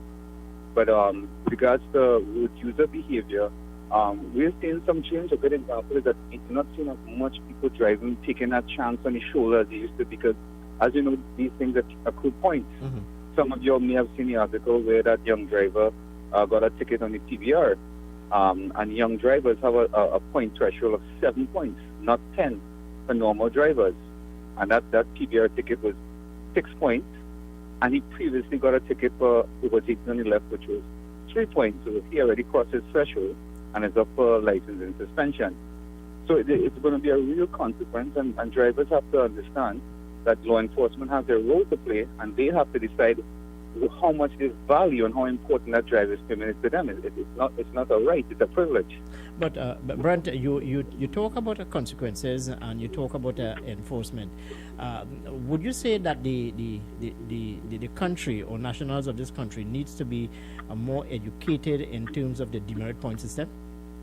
I think, you know what, the demerit point system, even if it came into play in May, we've been advocating about it in a lot of TV media, a lot of press media, social media, of course, telling people about, one, what is coming, and two, the consequences. I'm glad you brought it up, because I encourage all persons, everybody's on Facebook, everybody's on the internet, just go to driveintt.com, and it has all the information you need, from the points to the offenses. So it's very clear. And I'm glad you brought it up, because, we're having issues and where, some drivers are saying that the police officers and the licensing and traffic wardens are being too harsh. It's true that we give warnings there, we really do, because we could now digitally record warnings, so that if I saw you doing something wrong, I will give you a warning and it will stay on your permit. So that if another officer sees you doing something wrong and they see you've been warned before, you've used up your opportunity to change your behavior, so you'll get your ticket now. And those are some of the things that weren't in the system before. So they call it accountable discretion. But definitely, we're trying to change person's behavior by compliance. And it's all in the goal to just make the road network safer.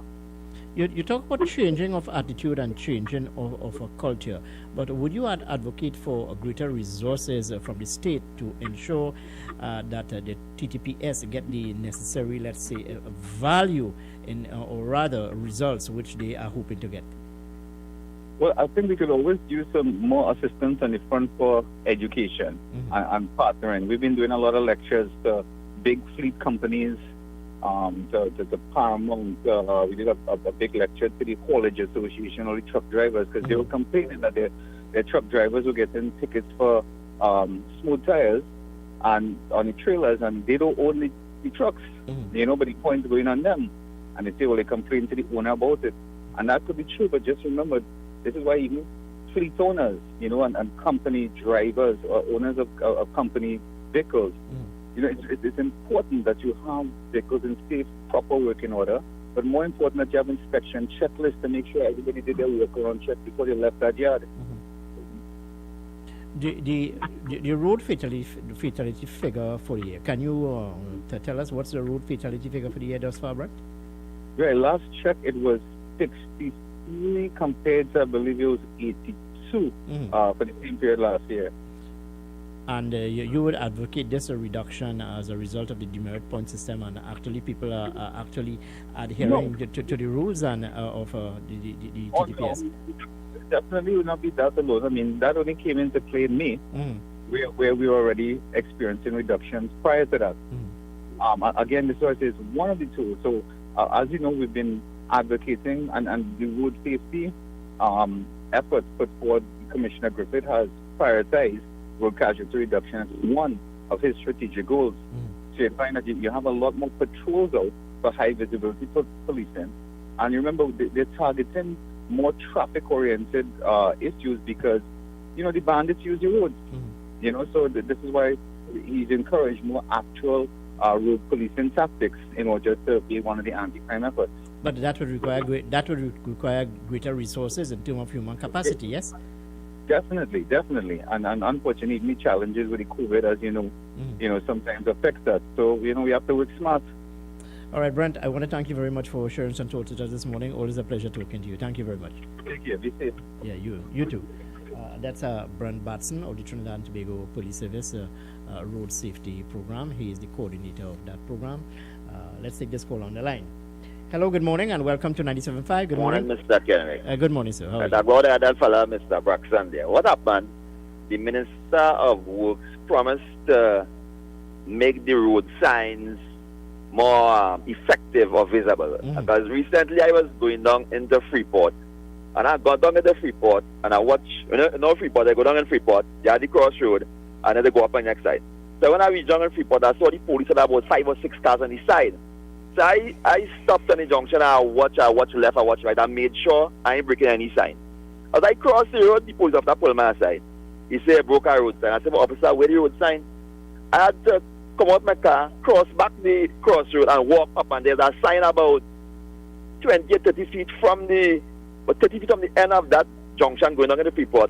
That sign is an indicator for over the road. So I find out unfair because the sign for over the sign to prevent you going over the road, they say some 6 or 9 thing they said. But I don't be in that area. That morning I happened to be in that area around hour, but I don't be there around hour. And that sign now was not clear because at the end of the day, that sign should have been at the beginning of the piece are going up road. So as I go to enter the road, I will read that sign if I enter the road, if I don't know entry what. But this sign on this side of the road and it indicating a breaking traffic regulation on the other on our road at the cross and across and on the other side. So I explained that to the police and he still gave me the ticket. So when Mr. Bracken said, in that case, I think I should have given my warning, behind the fact that my address saying I'm not even from the area, so not family like that.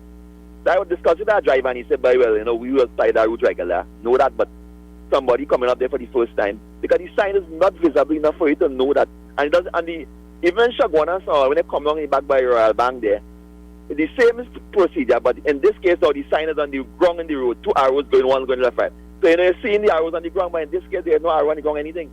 So I feel that was very unfair in that case. But I didn't bother to contest it because it had this COVID thing and such a side of payment out, and that was it.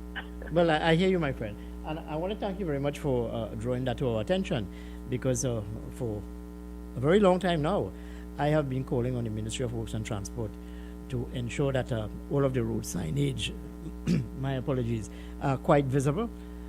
Sometimes you are not aware of whether it's a one-way street or a two-way street because the signs are not there. Sometimes if the signs are there, it is not visible. It is being blocked by something. And even the markings on the roadway, it's some of these markings are not visible, and it's something which I've been calling on the Ministry of Works and Transport to address for the longest while. And I give one example of the Golconda interchange, where the lighting there is very, very poor indeed. And if you are not familiar with the environment, well, then you're in for some real problems, for some real problems. My apologies. Yes, note that the Saharan dust is in the air, folks. And those of you who are suffering with respiratory ailments, well, then you need to take all of the necessary precautions. We're heading up to the hour of 8 o'clock. There's about 14 minutes here to the hour of 8. And that time check came to you through the kind courtesy of Radio 975 FM Hot Like Pepper. Let's go to some commercials, and when we come back, we'll continue with our discussion. 975 FM. Stay with us.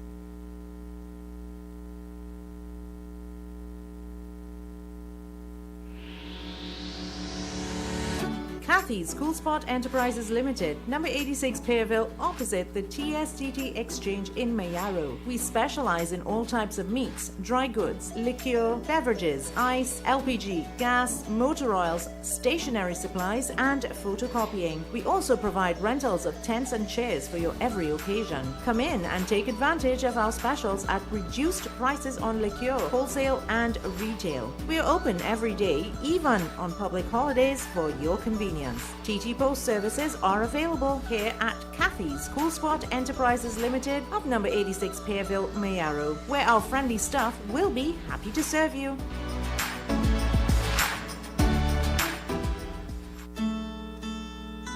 With a heart full of thanksgiving and a spirit of joy, we pledge to lovingly serve humanity as service to God. Come, celebrate and win in Extra Foods' 55th anniversary promotion.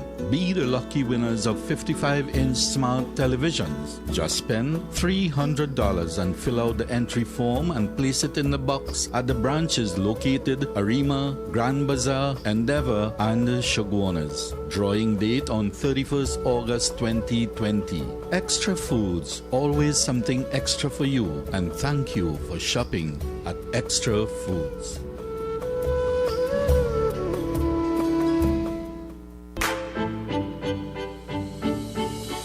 Visit Eddie's Pharmacies Limited newest location inside JTA Supermarket C3 Center, Current Village, San Fernando. They offer blood pressure, blood sugar, cholesterol and pregnancy testing, as well as all pharmaceutical products and over-the-counter drugs, along with CDAP prescriptions. Sagicor Caricare International Medical Card, Guardian Life Provider Card and Republic Bank points are all accepted at their 3 locations of Eddie's Pharmacy Limited. RS Building, Rocha Douglas Road, Barrackpore, GN Building in Pinal, and C3 Center, Current Village, San Fernando.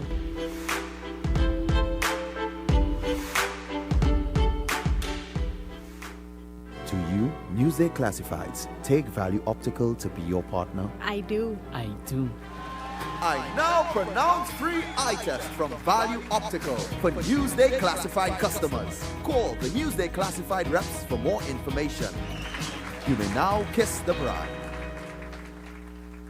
Jyoti's Puja Store is your one-stop puja store for all puja, wedding and cremation materials. Also available books, mithai and murtis made to order. Visit Jyoti's Puja Store today and be greeted with the kindest and most courteous staff with best prices and secured parking. Jyoti's Puja Store located at 542 Southern Main Road, Chase Village, Chaguanas. Contact 671-3849. Attention all bakers, doubles vendors and roti makers. Try our high quality unbleached bromate free all-purpose and baker's flour. Low price and conveniently packaged in 2 pounds, 2 kg, 10 kg and 25 kg bags. For wholesale and retail prices, contact Shiklisha Limited 665-3336 or visit us at Warrenville, Canupia. Shiklisha Limited, quality you can trust. Yes, and thanks for staying with us here at 975. Well, with me on the air now is Firoz Khan, one of the more prominent businessmen in the central area. I want to get his thoughts on going forward, COVID-19 environment, how challenging it is for business people to deal with this situation. Let's take him live on air. Good morning, Mr. Khan, and how are you this morning? Thank you very much for taking our call. Hi, good morning. Thanks for having me on your program. Good morning to all your listeners. Well, certainly it is a very challenging time for business people, especially businessmen like yourself who operate out of Couva in central Trinidad. Mr. Khan, how challenging it is for you to keep afloat at this time, how challenging it is for you to keep your staff employed, and in the whole business environment as we deal with COVID-19, how challenging it is for you? Well, it certainly is challenging for all of the citizens of Trinidad and Tobago. Businesses can only prosper when individuals have the capacity to purchase. With the COVID restrictions, there are people who have been quarantined, people who have been out of jobs, and as a result of that, their purchasing power have declined. And that's one side of the equation. The other side of the equation is the cost of COVID maintenance or COVID prevention programs. In every business, there are additional costs that are related to the prevention of the spread of COVID. And those are costs that unfortunately can't be passed on because there is no capacity to absorb this increased cost. So therefore, businesses have to absorb. You would see a lot of the published results of companies showing significant declines or losses for the current year. And that's a worrying thing because businesses need to be able to be profitable to continue to employ people. And, that is the key issue in this economy. We need to keep people employed so that they can continue to purchase. If they're not employed, then the economy crashes. Mr. Khan, the Minister of Finance, Colm Imber, is preparing a budget for 2020-2021. And in this environment in which people like yourself operate, what are you hoping for in this package? Well, there are three things, really. Trinidad has a foreign exchange challenge, and it has a local economy challenge. Both of those may not be tied together in that the problems of foreign exchange has to do with our capacity to earn the foreign income that we need to sustain our standard of living. The local economy problems really have to do with the Trinidad and Tobago dollar circulating so that people can be employed. There's a third problem I think we need to focus on, and it has to do with the ease of doing business. We continue to lament the problems at the port for importers. We continue to lament the cost of just setting up a business. It's just too much bureaucracy. And whilst some progress has been made in terms of online transactions, you still can't conduct a lot of business online. Well, I've been reading here this morning that the new Minister of Trade, Paula Gopiskun, is preparing to meet with the business sector going forward. Have you tried as a business entity or any organization you belong to try to outline to the minister what are your expectations in going forward? Well, I think the new Minister of Trade is the old Minister of Trade. Yes, well, when I say new, I mean newly installed, of course. So that there are no issues that would probably be falling in her lap fresh. All of the issues are issues that have been on the table, and I know all of the business organizations have talked about the issue of the ease of doing business, and also the need to kind of assist in generating foreign exchange. We have to look at the diversification of the economy in a serious way. It is not just shop talk. And we have to look at what can we produce efficiently and sell to other markets so that we can earn foreign exchange. What services that we can provide. There's a great opportunity. Guyana is finding oil, but Trinidad has the expertise in the extraction of oil and the oil services. So there's an opportunity for businesses to get involved in activities across there that will generate foreign exchange. So we have to start really aggressively looking at foreign exchange generation for the country. All right, but looking at the climate and the fact that we have over 1,200 positive cases of coronavirus in the country, there are many people who are of the view that Prime Minister Dr. Keith Rowley may be forced into issuing another lockdown. Can we survive another lockdown? Mr. Khan, can you survive another lockdown? Well, the truth is that it is going to be a very challenging period if people have to be shut down. But health comes first. Yes. I mean, there's no substitute. There's no value in everybody being open and businesses are prospering and everybody is dead. So that's not an option. So I think the challenge of keeping people safe is the number one priority of the government. On Friday, Mr. Khan, Parliament set to debate this matter concerning wearing a mask mandatory. Your thoughts? Are you in support of such a measure? Well, those measures have been instituted internationally, and they seem to have some impact in reducing the spread. So if that is possible, then by all means we do it. What is more significant, I think, is the level of testing. We still have not reached a level of testing that is satisfactory to say that we even know how many cases are floating out there. You're saying 1,200. It could easily be 50 times that. Mr. Khan, let's shift gears here a bit. At one time, you would have been the head of the NESC, that's the National Energy Skills Center. We have a new ministry now, the Ministry of Youth Development and National Service. Your thought, because I know that you are very much interested in the development of the young people of Trinidad and Tobago, your thoughts on the setting up of this new ministry headed by one Fitzgerald Hines?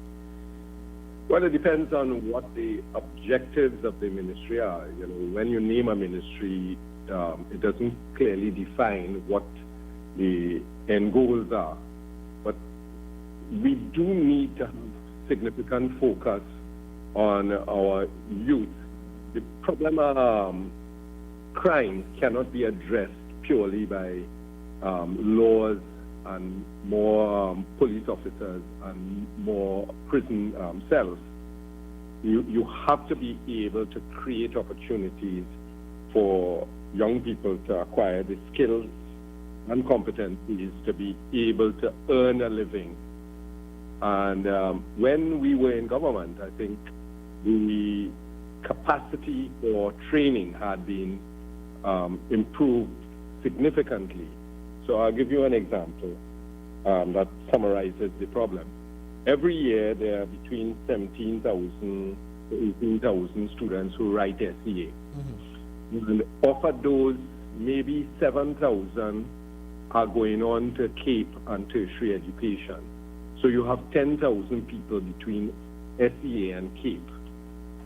And unless you find a way to skill those people that will allow them to earn profitable jobs, then you will have a problem in the society. So MIC, NESC, YTEP was set up really with the view to providing the skills so that these young people who are not going on to tertiary education and academic career will have opportunities for skills training. And you know that a good welder, a good mechanic, a good air-conditioned technician, a good plumber earns far more than a person sometimes who has had a degree in human resource management or a degree in business management.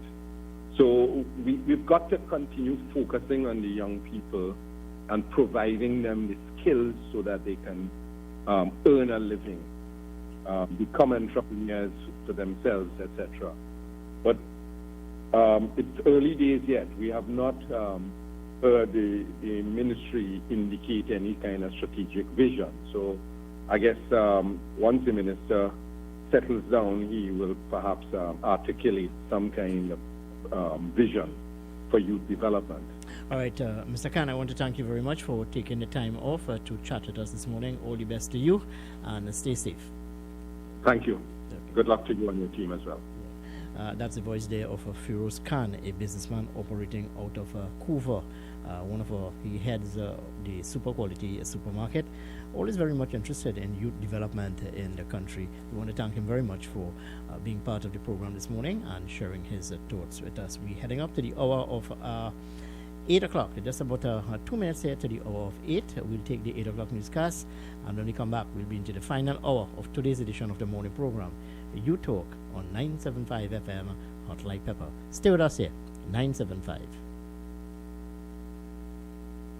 Jyoti's Puja Store is your one-stop puja store for all puja, wedding and cremation materials. Also available books, mithai and murtis made to order. Visit Jyoti's Puja Store today and be greeted with the kindest and most courteous staff with best prices and secured parking. Jyoti's Puja Store located at 542 Southern Main Road, Chase Village, Shigwanas. Contact 671-3849. To you, Newsday Classifieds. Take Value Optical to be your partner. I do. I do.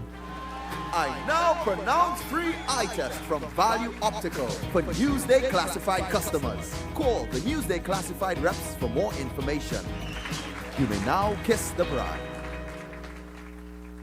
Attention all bakers, doubles vendors and roti makers. Try our high quality unbleached bromate free all-purpose and baker's flour. Low price and conveniently packaged in 2 pounds, 2 kg, 10 kg and 25 kg bags. For wholesale and retail prices, contact Shiklisha Limited 665-3336 or visit us at Warrenville, Canupia. Shiklisha Limited, quality you can trust. Time has come. New 97.5. It's your choice. Something for everyone. 975 FM. Music for you. It's all about you. U97.5 FM, Hot Like Pepper, Multicultural Radio. Power to the listeners. It is now time for Major News to the Hour, brought to you by Crystal Beverages Company, Super Quality Supermarket, Sheikh Lisha Limited, and the Trinidad and Tobago News Day.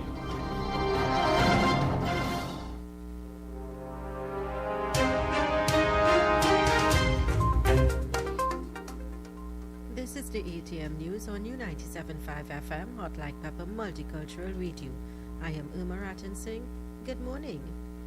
Minister of National Security Stuart Young says the repatriation of TNT nationals stranded abroad will continue, but with extreme caution since the number of active COVID-19 cases have surpassed 1,000. The total number of COVID-19 cases reached 1,252 yesterday, with 1,059 being active cases with the parallel health system. Minister Young said due to the recent increased numbers of positive COVID cases in Trinidad and Tobago, the Ministry of Health began using some of the facilities that were previously being used for state quarantine. However, he indicated that several citizens who had previously received exemptions are expected to return home this weekend. Minister Young also noted that the ministry have been working with Caribbean Airlines to manage a repatriation flight this Saturday with over 100 nationals from the U.S., and on Sunday there will be a number of nationals returning from the UK and Europe. Young said he also had discussions with the Ministry of Health to provide more quarantine facilities to accommodate all arriving passengers. The Trinidad and Tobago Unified Teachers Association is calling on the Ministry of Education to consult with them before the ministry embarks on any execution of a planned program for online classes commencing September. Tutors General Secretary K.D. Beckles said it may not be possible for some teachers to conduct classes from home because of their living conditions, personal space, lack of devices, and connectivity. She said if teachers are to enter schools and conduct classes online, then proper connectivity and equipment must be made available. Arrangements for sanitization are in place and all safety protocols outlined by the Ministry of Health adhered to at all times.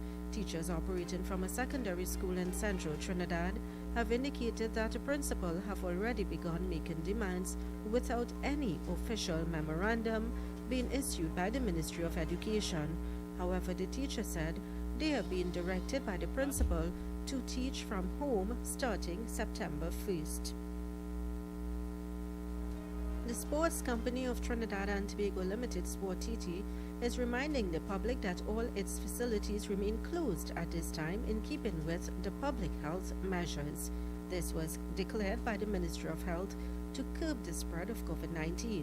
As such, people hoping to use any of the sports facilities for training purposes can continue to do so through the booking page on the website. All approved bookings must be adhered to the stipulated public gathering numbers, which are currently limited to 5 people. The public is also reminded that 2 Sport TT locations, Tacarigua and Couva, are heavily secured as they are being used as step-down facilities by the Ministry of Health, and restricted access is even more imperative at these locations. And meantime, 4 health facilities in East Trinidad have been closed for sanitization after a member of staff came into contact with a COVID-19 positive case. They are the Valencia, Coriel, Matura, and Manzanilla Outreach Centers. According to a press release yesterday, the Eastern Regional Health Authority stated that the member of staff is receiving medical attention and all facilities have been closed for sanitization. However, services at these facilities will resume today at 8 a.m. And while beaches and rivers have been restricted across Trinidad and Tobago, a Tobago man was caught by officers in the Pigeon Point waters, breaching the COVID-19 regulations of sea bathing on Sunday. Dale Percy, who was held in charge for swimming on Sunday, reportedly told police that he was in the waters checking his boat, which had been anchored offshore to ensure that it did not sink during the rains that day. However, he was still charged by the officers. The man appeared before Scarborough Magistrate on Monday and was granted bail in the sum of $5,000 and is expected to reappear before the courts on September 18th. Prime Minister Dr. Keith Rowley announced on August 15th that beaches and rivers would be closed to the public until mid-September in light of the recent spike in virus cases. And as we move across regionally to Jamaica, some 18 communities across Kingston and St. Andrews, Jamaica, where a surge in COVID-19 cases has been identified, will, as of August 27th, be required to abide by a stay-at-home order. This will be done outside of the regular curfew hours as part of efforts by the government to limit the spread of the coronavirus in the country. Prime Minister Andrew Holness made the announcement on Monday as he warned that the alternative would be to place the affected communities under quarantine. And as we switch across the globe internationally to the U.S., 2 people have been killed and 1 injured during a 3rd night of unrest in the U.S. city of Kenosha. The incident sparked by the recent police shooting of Jacob Blake, a black man who was shot and injured by police on Sunday. Police said 3 people have been shot, but gave no details as to who was involved. Local media reports earlier said the violence was believed to have stemmed from a conflict between protesters and armed men guarding a petrol station. Video footage showed the 29-year-old being shot a number of times as he leaned into a car. His lawyer said it will take a miracle for him to walk again. People have since defied emergency curfews in the city to join protests, which at times have turned violent. And on to the weather forecast for today. Partly cloudy spells with brief showers will interrupt sunny conditions in a few areas. Seas will be slight to moderate with waves 1 to 1.5 meters in open waters and near calm in sheltered areas. High tides at 10:24 a.m. and 10:20 p.m. Low tides at 3:56 p.m. Sunset at 6:18 p.m. The current temperature is 28 degrees Celsius and expected to reach a high of 33 degrees Celsius as the day progresses. And that brings us to the end of the 8 a.m. news on U97.5 FM, Hot Like Pepper Multicultural Radio. Join us at 10 a.m. for news update. I am Uma Ratan Singh, wishing you a safe and good morning.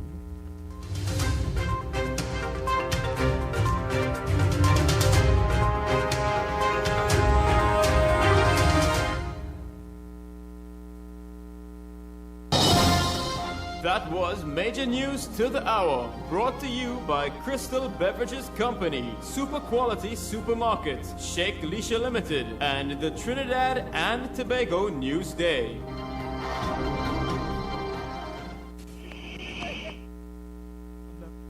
A&S Hardware and the General Contractors Limited of 107 Bonaventure Road in Gasparillo. For all your hardware materials from foundation to finish. Not forgetting all your general contracting needs. We have it all at A&S Hardware and the General Contractors Limited, located at 107 Bonaventure Road in Gasparillo. Just call Tiki Ali at 650-2180. A&S Hardware are wholesalers and retailers of plywood, an assortment of lumber, galvanized pipe, hollow section, and steel. Customers can enjoy special prices on white pine and pitch pine doors. Attention all bakers, doubles vendors and roti makers. Try our high quality unbleached bromate free all-purpose and baker's flour. Low price and conveniently packaged in 2 pounds, 2 kg, 10 kg and 25 kg bags. For wholesale and retail prices, contact Shiklisha Limited 665-3336 or visit us at Warrenville, Canupia. Shiklisha Limited, quality you can trust. Attention all bakers, doubles vendors and roti makers. Try our high quality unbleached bromate free all-purpose and baker's flour. Low price and conveniently packaged in 2 pounds, 2 kg, 10 kg and 25 kg bags. For wholesale and retail prices, contact Shiklisha Limited 665-3336 or visit us at Warrenville, Canupia. Shiklisha Limited, quality you can trust. For quality items, visit Super Quality Supermarket of Endeavour Road, Chaguanas, and Trin City Industrial Estate in Trin City, as well as Quality Cash and Carry Supermarket, Cuba Car Park, for all your grocery items, liquor, fresh fruits, and vegetables, not forgetting their bed and bath section, and kitchen appliances for your home. With so many items to choose from, take advantage of our great prices and discounts at any of our 3 locations: Trin City Industrial Estate in Trin City, Endeavour Road, Chaguanas, and Cuba. For quality items, Super Quality Supermarket and Quality Cash and Carry Supermarket.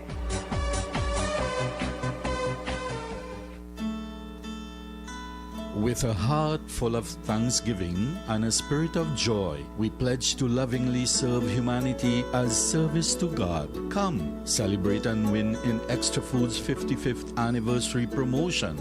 Be the lucky winners of 55-inch smart televisions. Just spend $300 and fill out the entry form and place it in the box at the branches located Arima, Grand Bazaar, Endeavour, and Chaguanas. Drawing date on 31st August 2020. Extra Foods, always something extra for you, and thank you for shopping at Extra Foods. Greeted in the wonderful name of Jesus. My name is Bishop Kelvin Khan from Endurance Ministry International. Our new location is in Railway Road, Londonville. You can tune into 97.5 every Sunday morning from 6 a.m. till 8. Tell your nanny and your nana, your chachi, your chacha, your grandpa, your grandma. We need to pray for our nation. God bless you. Thank you.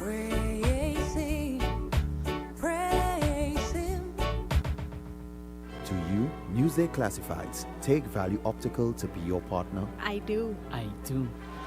I now pronounce free eye test from Value Optical for Newsday Classified customers. Call the Newsday Classified reps for more information.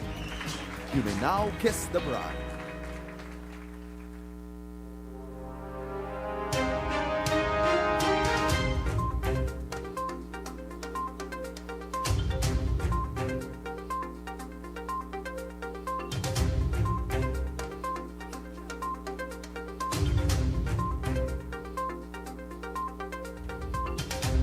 Yes, indeed, and thanks very much for staying with us here at 97.5 FM Hot Like Pepper. Just about 15 minutes here past the hour of 8 o'clock, and that time check came to you through the kind courtesy of radio 975 FM Hot Like Pepper. Note that you can call us this morning 636-7547-227-5739, and sharing the studio with me this morning is my colleague Nicole Duki. Nicole, some time back, I live in the St. Charles, the Cedar Hill community. And the using St. Martin Pond has always been a source of recreation for people within the community. You have no idea what I'm talking about, right? No. Right. But within the last 4... Is this by the sugar? The sugar factory, yeah. Okay. Yeah, but within the last 4 or 5 months or so, they're using St. Martin Pond, the main pond, so to speak, has been covered with water lilies. And at one point, when I mentioned it about last month or so, it was about 75% covered. Today, it's about 80 or 85% covered with water lily. I tried to talk to Gauri Rupnarayan, who is the chair of the Princeton Regional Corporation, to get his thoughts on it, whether any attempts have been made to address it, because you're talking here about a place that people go to recreate, to fish and what have you. Well, as it stands, people can't go, No. But the point I'm making is that no attempt is being made to address the issue or to address the problem. I've been trying to get in contact with Sean Primchan, who is the councillor for the area that is current Cedar Hill. Yes. But thus far, I would have failed to get him on the air. The point I'm making to you, that this pond has always been, like I said, a source of recreation for people within the community. I know we have all of the lockdowns and so on, but you're looking at the marine life, the whole environment. So I'm hoping that those of you who are listening to me this morning, if you can get in touch with Gauri Rupnarayan or somebody in charge, somebody responsible, whoever is responsible, to see if they can address this. Get rid of the bloody water lilies. It is certainly an eyesore. I don't know if I'm the only person who's talking about it, but I'm sure that there are people within the jurisdiction, within the area. It must be a source of concern to them. Go ahead. Yes. Well, Kenrick, as we speak about the sugar factories, I know that there were plans to demolish those factories, but that in itself is an eyesore, isn't it? It is an eyesore, but I don't know what plans they have for there. I don't know. I cannot say, and no one seems willing or prepared to discuss the issue. None whatsoever. Yeah, so we're moving on with our conversation here, 975 FM. I just realized that when you're heading into Maracas Bay now, you'll be greeted by a sign, a very nice sign that says, I love Maracas. I love Maracas. So, social media will soon be bombarded with a lot of persons taking photos of I love Maracas sign. It actually looks beautiful though. All right. Well, on Friday, Nicole, yes. Parliament sits to discuss this matter of wearing masks.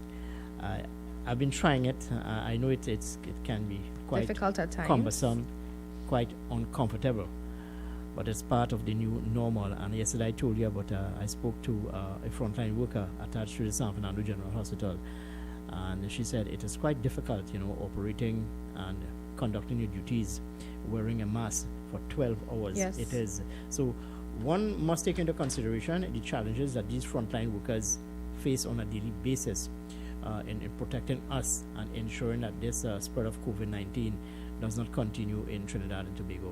I know that there's also a spike in Guyana. Yes. We continue to see spike across even the Caribbean, in Jamaica, and even us here too in Trinidad the Bahamas, and Tobago. St. Martin. But people have been questioning Nicole, and they have been coming up with all sort of theories and conspiracies and so on. They said that the government of the day would not have been honest in their response to this. They are saying that this virus would have been with us since a Carnival, but they didn't want to shut down Carnival. Yes. The Minister of Health, and by extension the Chief Medical Officer, would have dispelled such rumors, saying that narrative is not true. Yes. Fake news. Some people are saying that we did not do enough testing, and now that we have ramped up testing, we are getting all of these positive cases. So the question begs to be asked, is the government of the day, is the Minister of Health, and by extension the Chief Medical Officer, being honest in their approach in dealing with the public on this matter? You can call us this morning and share your thoughts with us. Also, let us know what are your expectations for the 2020-2021 budget. I would have made this call sometime back that Minister of Finance, Colm Inwood, should look at the widening of the social net, especially for the elderly. You have some people outside there, Nicole, who are really challenged in putting food on the table. Very much really challenged in terms of medication and so on. So I'm hoping that maybe the minister can address this. Let's take this call on the line. Hello, good morning. Welcome to 975. Good morning. Good morning, Kendrick. And good morning to you, Ms. Madras. And how are you this morning? I'm doing a lot better, but I'd like to ask you. I want you to answer some questions for me. You want me to answer some questions? Okay, All right, well, go ahead. The tourism department just put out a 60-second video promoting tourism in Trinidad. It just happened. And my feeling is this, from what I've seen, is that we had a budget that came down. We got money from the Heritage and Stabilization Fund, which is $6 billion plus dollars. Plus, we got money from the United Nations, and all of this money was supposed to be used to cushion the COVID-19 victims, to provide relief, help small businesses, to help the poor citizens. Now, the government has never disclosed exactly how this money was spent, but we know from reports in the newspaper that the money was earmarked for hotel renovations, upkeep, upgrading hotels and inns in Tobago and Trinidad. Some of the most rundown buildings were renovated with some of that money. And I'm thinking that when you're spending money on something like this, where we know the tourism industry is not going to pick up for another 2 years, why are we making ads to promote Trinidad when we are facing a lockdown and there's a global pandemic? No other country is promoting tourism except in Europe, where you could cross the border and go. But we have to have people fly in on airplanes, in ships to come down here. And I just feel like the government is recklessly spending money when we have September is around the corner for school, and our children are not ready for school, and the negotiation with these teachers, it's falling apart. And it just behooves me. I'm just thinking, why? Is this how you spend money in corruption? You spend it on empty things, on pet projects, so you pay back your loyal followers and your financiers, you give them multi-million-dollar contracts, you're throwing money at them, when people literally are struggling every day. There are no jobs out there. I went to the mall yesterday to pay a bill, and it was empty, and I spoke to our owner of our restaurant, and she said to me, everything is dead. She said, nobody's spending money. She said half of this mall is going to close down. And I'm looking at this ad that our government spent millions of dollars on, because remember now, they have to pay marketing agencies. And I'm thinking, why are they spending money? In my mind, I'm thinking this is how you get corruption. This is how corruption unveils. Kendrick, you give me your opinion on that, and I'm going to take my comment off the air. All right, well, thank you very much. Well, what do you want me to say, Ms. Madras? You are questioning the accountability of the government of the day. You are saying that their priorities are all wrong. Given the fact that we have this lockdown, and we do not expect a tourist to enter the country based on the lockdown, you are questioning why the government of the day would engage in such what you call marketing, in such marketing, that their priority seems to be all wrong. But look, as a country, we have to market ourselves. We don't know how long this will last. Who knows? Maybe by the end of the year, we can see things returning to normal, and that's a big hope, my friend. That's a big hope. But people still have to continue to work. You still have to continue to market Trinidad and Tobago as a place that people want to visit and so on. But I share your concern. Maybe not at this time. Maybe their priority is all wrong. And look, this morning I spoke to Feroz Khan and Ms. Madras. I don't know if you would have listened to the conversation. And he said, look, we have to create an environment to actually ignite the economy. We cannot shut down the country. And according to Prime Minister Dr. Keith Rowley, that will be the last resort to shut the country down back again. What we may have is greater restrictions and the movement of people. But to shut the country down at this time is a total no-no. You see, you have to keep people employed. You must keep people employed. And that's why I'm hoping that in this new budget, that some avenues are created by the Minister of Finance to make business or to conduct business in this country easier, cut out some of the red tape and what have you, because we are in some very challenging times, very challenging time. And at the end of the day, the government cannot do everything for us. Fine, we would have elected a government, we would have put them in power to administer the country, but we cannot expect the government of the day to do everything for us. We as a people need to be responsible. Anyway, I think I've run on a bit more. Let's move on to our conversation. I just wanted to update you a bit. I'm actually chatting here with Sean Brenjan on WhatsApp. He said that, well, of course, today they have their statutory meeting, the Princestown Regional Corporation, about the pond. He said that they don't have jurisdiction over the pond and they just help with the maintenance. However, he has he wants to update a motion that was tabled for the regional corporation to have full control over the pond, and this is something that he plans to update. He said that he has been pleading for over 4 years to have this done. Well, he indicated that he would try to connect with us tomorrow morning on the program to discuss further. Well, thank you very much, Sean. Yes. Sean's a good friend of mine, you know. Yes. Sean is a very nice person. He's my representative, local government representative. Yeah. Hello, good morning, and welcome to 97.5. Good morning. Morning. Kenrick? Hey, good morning, friend. All right, my brother. Cricket going good, I must say. I mean, well, despite the bubble, it relieves the stress. No, apart from relieving the stress, the fact that you are being asked to stay at home if you don't have to venture outside, and cricket being played is a nice medium to, entertain yourself, yes? And from everything seen, it appears to be still very competitive. So right? I mean, you have to give the organizers compliment for creating the acoustic songs to make it appear to the players that there's a live audience. I mean, well, that is only available to you as you look at television. That sound is not being heard at the facility itself.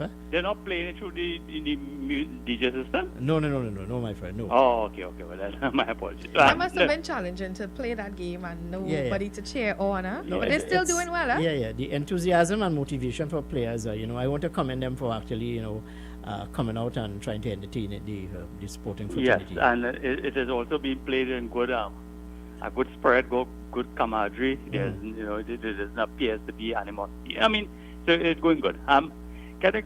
If you had to get COVID, you get COVID, because all you try to protect yourself, you try your best to keep it in. But out there, it's too widespread. I mean, you could get it anywhere and anyhow. I mean, no, I would have said that wearing a mask is not the wear at all.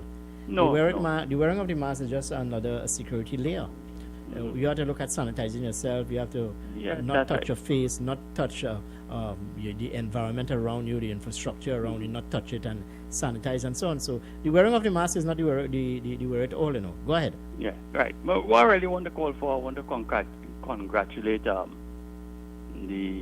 Kamala Prasad Bisesa on being appointed leader of the opposition. I think it's a deserved position, well fought for, and if you play for second fiddle, you get second fiddle. Well, I understand your sarcasm, my friend. Right, but I wish you the best. I mean, my only analysis for all the UNC supporters, if in 5 years you was able to increase your seat by 1, I take it in 10 years' time you'll be able to get the additional 2 to make it 21. Right, so but with the current leadership, I mean, I've heard this speech over and over from Mrs. Bisesa. When Mrs. Bisesa went up after she lost 2015 and she went back into UNC leadership to fight for the position, she said she has to be there to remodern the party. You come back again with the same thing after 5 years? I mean, I don't know how Bank Village and these diehard UNC people feel, but I would really like to get their opinion if you feel the current opposition leader could take them into government. Well, what's your opinion? You think that she should not have... or rather, you think that she should have stepped down, offered her resignation? Listen, I have my personal view is offer a resignation to the party, ask the party to convene internal elections, and if you so choose to go back up, ask for a new mandate from your membership. That is my view. But the question begs to be asked: who will challenge her? Who is willing to accept that mantle? All them people, you, Kenrick, you more than me, would have been interacting with many die-hard UNC people, maybe current members of parliament, etc., who in private will say she has to go. In public, you don't put your hand up. You understand? And that is, I mean, I hear it all the time. I spoke to 2 persons who will be taking the oath of office. In private, she had to go. But in public, she's the best thing. I don't know if it's sliced bread or zabuka, which one? Well, no, hold on. David Lee is the chief whip. Yes. And I thought that mantle would have been handed over to Dr. Rulal Munilal. Agreed. Yeah. I agree. The most senior, the most competent person to be the chief whip with Dr. Munilal. Listen to me. You really think fellas like Rati Ram, Anil Ram, Ms. Mohit, this one from Chaguanas West, Dinesh, Mr. Dinesh, right? You feel them could stand up in Parliament and give heat to Rowley and Fitzgerald Hines and Imbut? Well, the test will be on Friday, you know. Yes, and I really could see Dr. Munilal having to come to the rescue of most of his parliamentary colleagues when they are under attack. I mean, because the true nature you will see it. I mean, Dr. Munilal always comes to the rescue, you know, but I'm waiting to see when the hold on. opposition senators are appointed. All right. No, I always value your contribution to the program. You bring great value to the program. I want to commend you for that. But I want to get your thoughts on two things here. The budget 2020-2021. Your thoughts, what are your expectations? What are you hoping for in this budget? Well, definitely they are going to come back with a proposal for the property tax, but whether I don't know they will get the parliamentary support for that. We are going to see a harsh budget with cut back on social services. So wait, are you saying that the minister will let's say interfere with the social network? But they have been doing that ever since. They're going to continue. They're going to reduce subsidies to the majority of ministries, and definitely, I think VAT is going back up to 15%. 15%. That's interesting. Yeah. Listen, you have a minister of finance who doesn't have a heart, you know. You understand? And for some reason or the other, he has the confidence of the prime minister because he acts as acting prime minister in the absence. Well, so, the minister of energy during the election campaign or the night of election would have said that we can expect more taxation. The public can expect more taxation, but I don't think that the country will be comforted by more taxation. I don't think so. I do, but I don't see what else. I definitely will feel individual postal tax will increase by 5%, so will corporation tax. Definitely they're going to have to, but there is going to be a really, really rough budget. I mean, let me face it, that COVID really has transformed the entire world.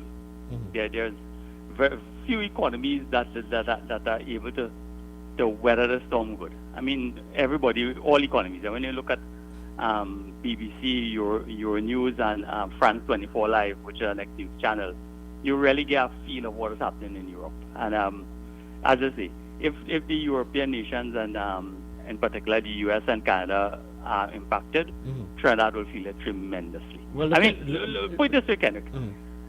All those individuals in Trinidad, grandmothers, mothers, brothers, sisters, who receive a little wire transfer offered on every month from the relatives abroad, that is not going to happen anymore.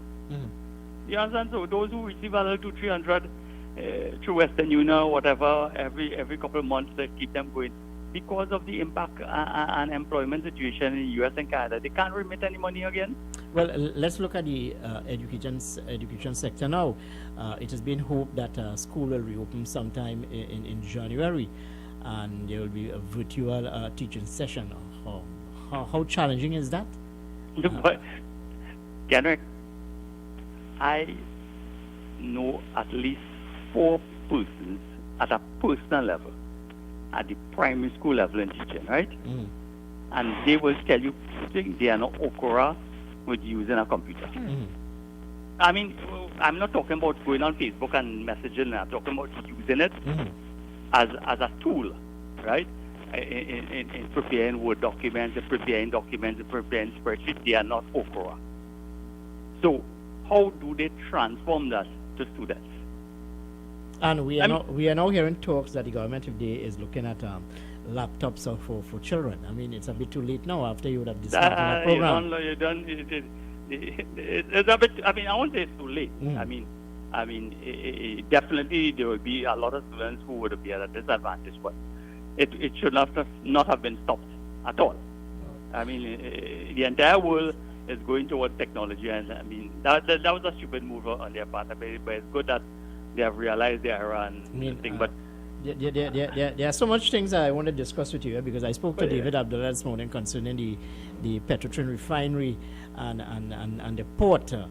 And I said that, the people of Trinidad and Tobago want to know what is happening with that, because so much was said in terms of making available employment for people. Nothing has happened thus far. Nothing has happened. The conversation is not continuing.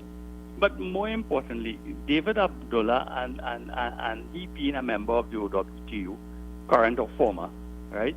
The OWTU has been silent for the last 4 years. Mm-hmm. I mean, look at issues happening in this country, and OWTU said, look, right now, I would have expected OWTU to be making a statement indicating that they want to meet with the new Minister of Finance or the Prime Minister to discuss the refinery. Mm-hmm. Before the election, before the election, the weekend before the election, wasn't André Rouget beating his chest and telling the government to sign on the dotted line? Mm-hmm. 2 weeks after the election, he has gone silent. How come? You understand what I'm saying? Mm-hmm. You're asking the government to sign on the dotted line. The same government is now in power, but you haven't called them to account and say, listen, we're waiting for your signature. Playing games, yes? Yes, playing games. All right, Kenrick. All right, well, thank you very much for your thoughts with us this morning. Always welcomed caller there. That was a really good point, because we have not heard from Mr. Rouget since the election. And another too, even on the campaign trail, Prime Minister Dr. Keith Rowley said here that he was prepared and he was calling on the OWTU and by extension Patriotic Energies to sign on the dotted line. The election is over. Well, maybe it's a bit early in the game yet. Maybe about next week or so we may hear something on this. Next week I'll try to get in touch with Ansel Rouget to get his thoughts, but getting these people on the line is that's early. It's quite a challenge. Yes, it's quite a challenge. Anyway, we're heading up to the hour of 9 o'clock. It's just about 25 minutes here to the hour of 9, and that time check came to you to the kind courtesy of Radio 975 FM on Hot Like Pepper. Well, I have a caller here on the line. Hello, good morning, and welcome to 97.5. Good morning. Kimauti. And the jelly. Yeah, I have people sabotage my work, and I will show sabotage the whole bag. Everything inside, all outside inside. Well, thank you very much, Kimauti, for being a good corporate citizen. Kimauti said she sanitized her bag, sanitized her home, and observing all of the guidelines. Yeah. I wish people could be like Kimauti outside there. Be responsible. Anyway, stay with us here. 975 FM, Hot Like Pepper. For quality items, visit Super Quality Supermarket of Endeavour Road, Chaguanas, and Trin City Industrial Estate in Trin City, as well as Quality Cash and Carry Supermarket, Cuba Car Park, for all your grocery items, liquor, fresh fruits, and vegetables, not forgetting their bed and bath section, and kitchen appliances for your home. With so many items to choose from, take advantage of our great prices and discounts at any of our 3 locations: Trin City Industrial Estate in Trin City, Endeavour Road, Chaguanas, and Cuba. For quality items, Super Quality Supermarket and Quality Cash and Carry Supermarket.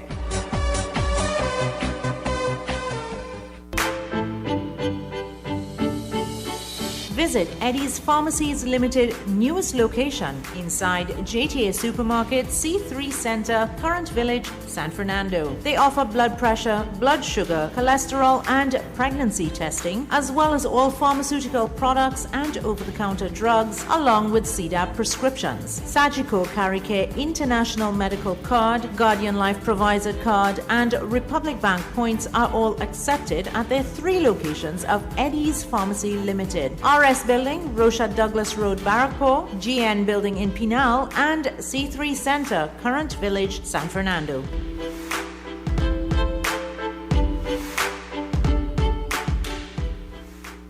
KY's Electrical Supplies Limited of Southern Main Road, Cunupia, for all your plumbing and electrical supplies, water heaters, filters, and water pumps, plus all parts for Gould, Pentax, and Leo pumps. Choose from leading brands such as Cooper, Varma, BTCino, Leviton, and General Electric. Call 665-6954 for more information. KY's Electrical Supplies Limited of Southern Main Road, Cunupia.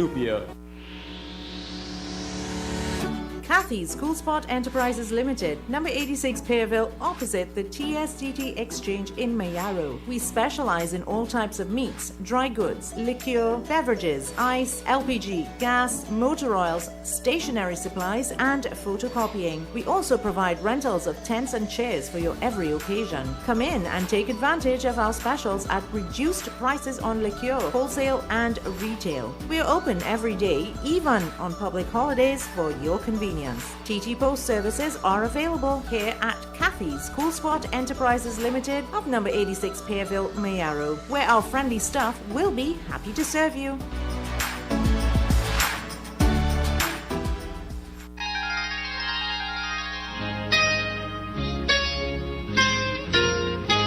This is Samaru Ramrup inviting you on a journey down memory lane with enchanting songs on the program Nightline, Mondays to Thursdays, 9 p.m. to 12 midnight. Let your heart sing along with the music on U975 FM, Hot Like Pepper, Multicultural Radio.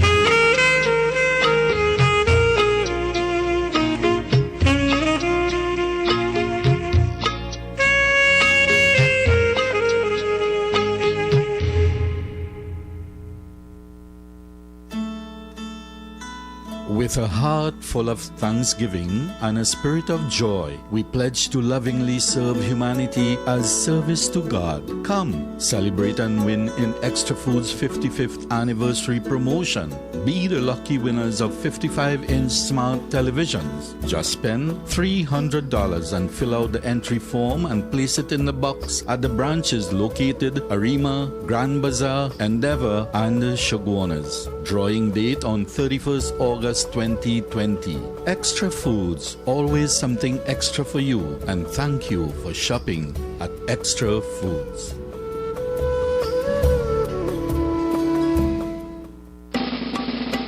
It's the talk of the town. Let's talk it up on U975 FM, Monday to Thursday from 6 to 9 p.m. So join me, your host Mukesh Baburam, on a 3-hour journey guaranteed to take your stress away. Remember, Monday to Thursday, right here on U975 FM.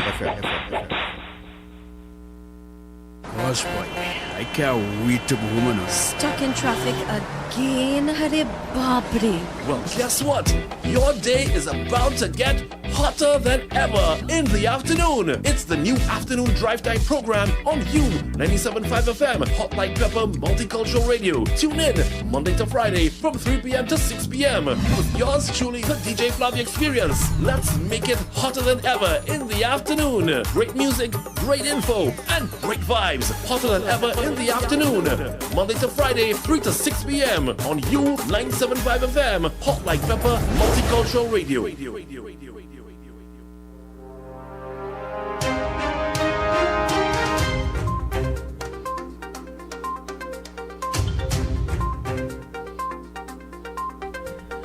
Yes, indeed, and welcome back to 975 FM, Hot Like Pepper. Just about 20 minutes here to the hour of 9 o'clock, and that time check came to you to the kind courtesy of a Radio 975 FM, Hot Like Pepper. Well, glorious weather indeed, glorious weather, and great cricket. Yes, cricket action continues today down at the Queen's Park Oval as the CPL continues. Yes, action has now shifted to the Queen's Park Oval, and today, Wednesday 26, we have 2 games on. Shiva, I don't know how much of a cricket fan you are, but I am, and the Trinbago Knight Riders will be looking to chalk up 4 consecutive victories. This when they come up against the St. Lucia Zouks. Now that game is expected to bowl off at around 10 o'clock this morning, and as I said, let's hope that the weather holds.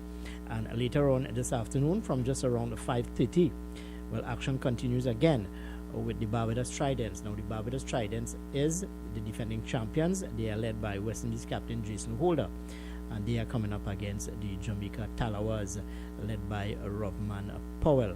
Thus far, good cricket indeed, very interesting cricket. The games are very close indeed, and I want to extend kudos to the organizers of this tournament for actually, putting this show on in this COVID environment. My congratulations and kudos to each and every one of you. Let's take this call on the line. Hello, good morning, and welcome to 97.5. Good morning. I'm going to get some tablets going. antibiotic tablets. And it's really expensive, boy. Really expensive, actually. All right, well, no, I tried to make that point some time back. Given the fact that you have all of these restrictions and with shipping companies and what have you, normally you would get your drugs, that is the agency responsible would get all your medication and drugs from a particular company. And given the fact that we have this COVID environment in which we are operating on, your supplier may be of a different source, and that supplier may charge a higher price for freight and insurance and so on. So that additional cost will now be passed on to you, the consumer. It's not really based on the government of the day. But I understand what you're saying, Kimoti. I understand what you're saying. But contrary to reports, there are people who have said that they have visited various pharmacies and drugstores and what have you. And the availability of medication, especially with the CDAP program, well, it is quite available. I don't know if people outside there have problems in accessing CDAP drugs. Maybe you can call us this morning and share your thoughts. Let us know what is happening. But as far as I know, I have not had any complaints coming from people in my environment about the non-availability of CDAP drugs. Remember, CDAP drugs is what you call a generic drug. It's not specific, it's a generic drug. Anyway, as we continue with our conversation, let's take this call on the line. All right, I'm sorry to have missed your call. You can call us back, 636-7547-2757-39. And those of you who have been following the series, England versus Pakistan, will know that third and final test, it would have been drawn because of the weather. Yes, England would have won the series. So, but you can stay with us here. I'll give you more details on this in our 10:30 sports update. Well, it's about that time where I say my final goodbye for the day and make way for the Bees Hi-Fi this morning, who will take you until the hour of 12 noon with his version of mid-morning new. I am Kenrick Juggernaut, inviting you to be with us again tomorrow just after the 6 o'clock hour, where we will do this all over again. Let me thank those people who would have shared the studio with me this morning. Also, let me thank David Abdullah, the political leader of the Movement for Social Justice, as he shares some thoughts with us concerning the OWTU's and the Patriotic Energies Company Limited wanting to run the refinery. He would have shared his thoughts with us on that. Also to Brent Batson from the Trinidad and Tobago Police Service Road Safety Program. And I would have also spoken to Firoz Khan, a businessman operating out of Kuva here, to get his thoughts on some of the challenges facing business people in this COVID environment. Very challenging times indeed ahead of us, folks. Note that, as I said, Opposition Leader Kamla Prasad Bisa would have sworn into office yesterday, and on Friday, Parliament will sit to debate this legislation to make it mandatory for us, the people of Trinidad and Tobago, to wear masks. But in the absence of all of that, mask up, people, mask up. Wear your mask, observe all guidelines as outlined by the Ministry of Health, sanitize, and social distancing and what have you. And if you don't have to be outside, well, stay at home, especially those of you who are showing any signs of some sort of, let's say, symptoms and what have you. Stay at home. That's the only way, or these are some of the measures by which we can flatten the curve. Stay with us here, 975 FM, hot like pepper.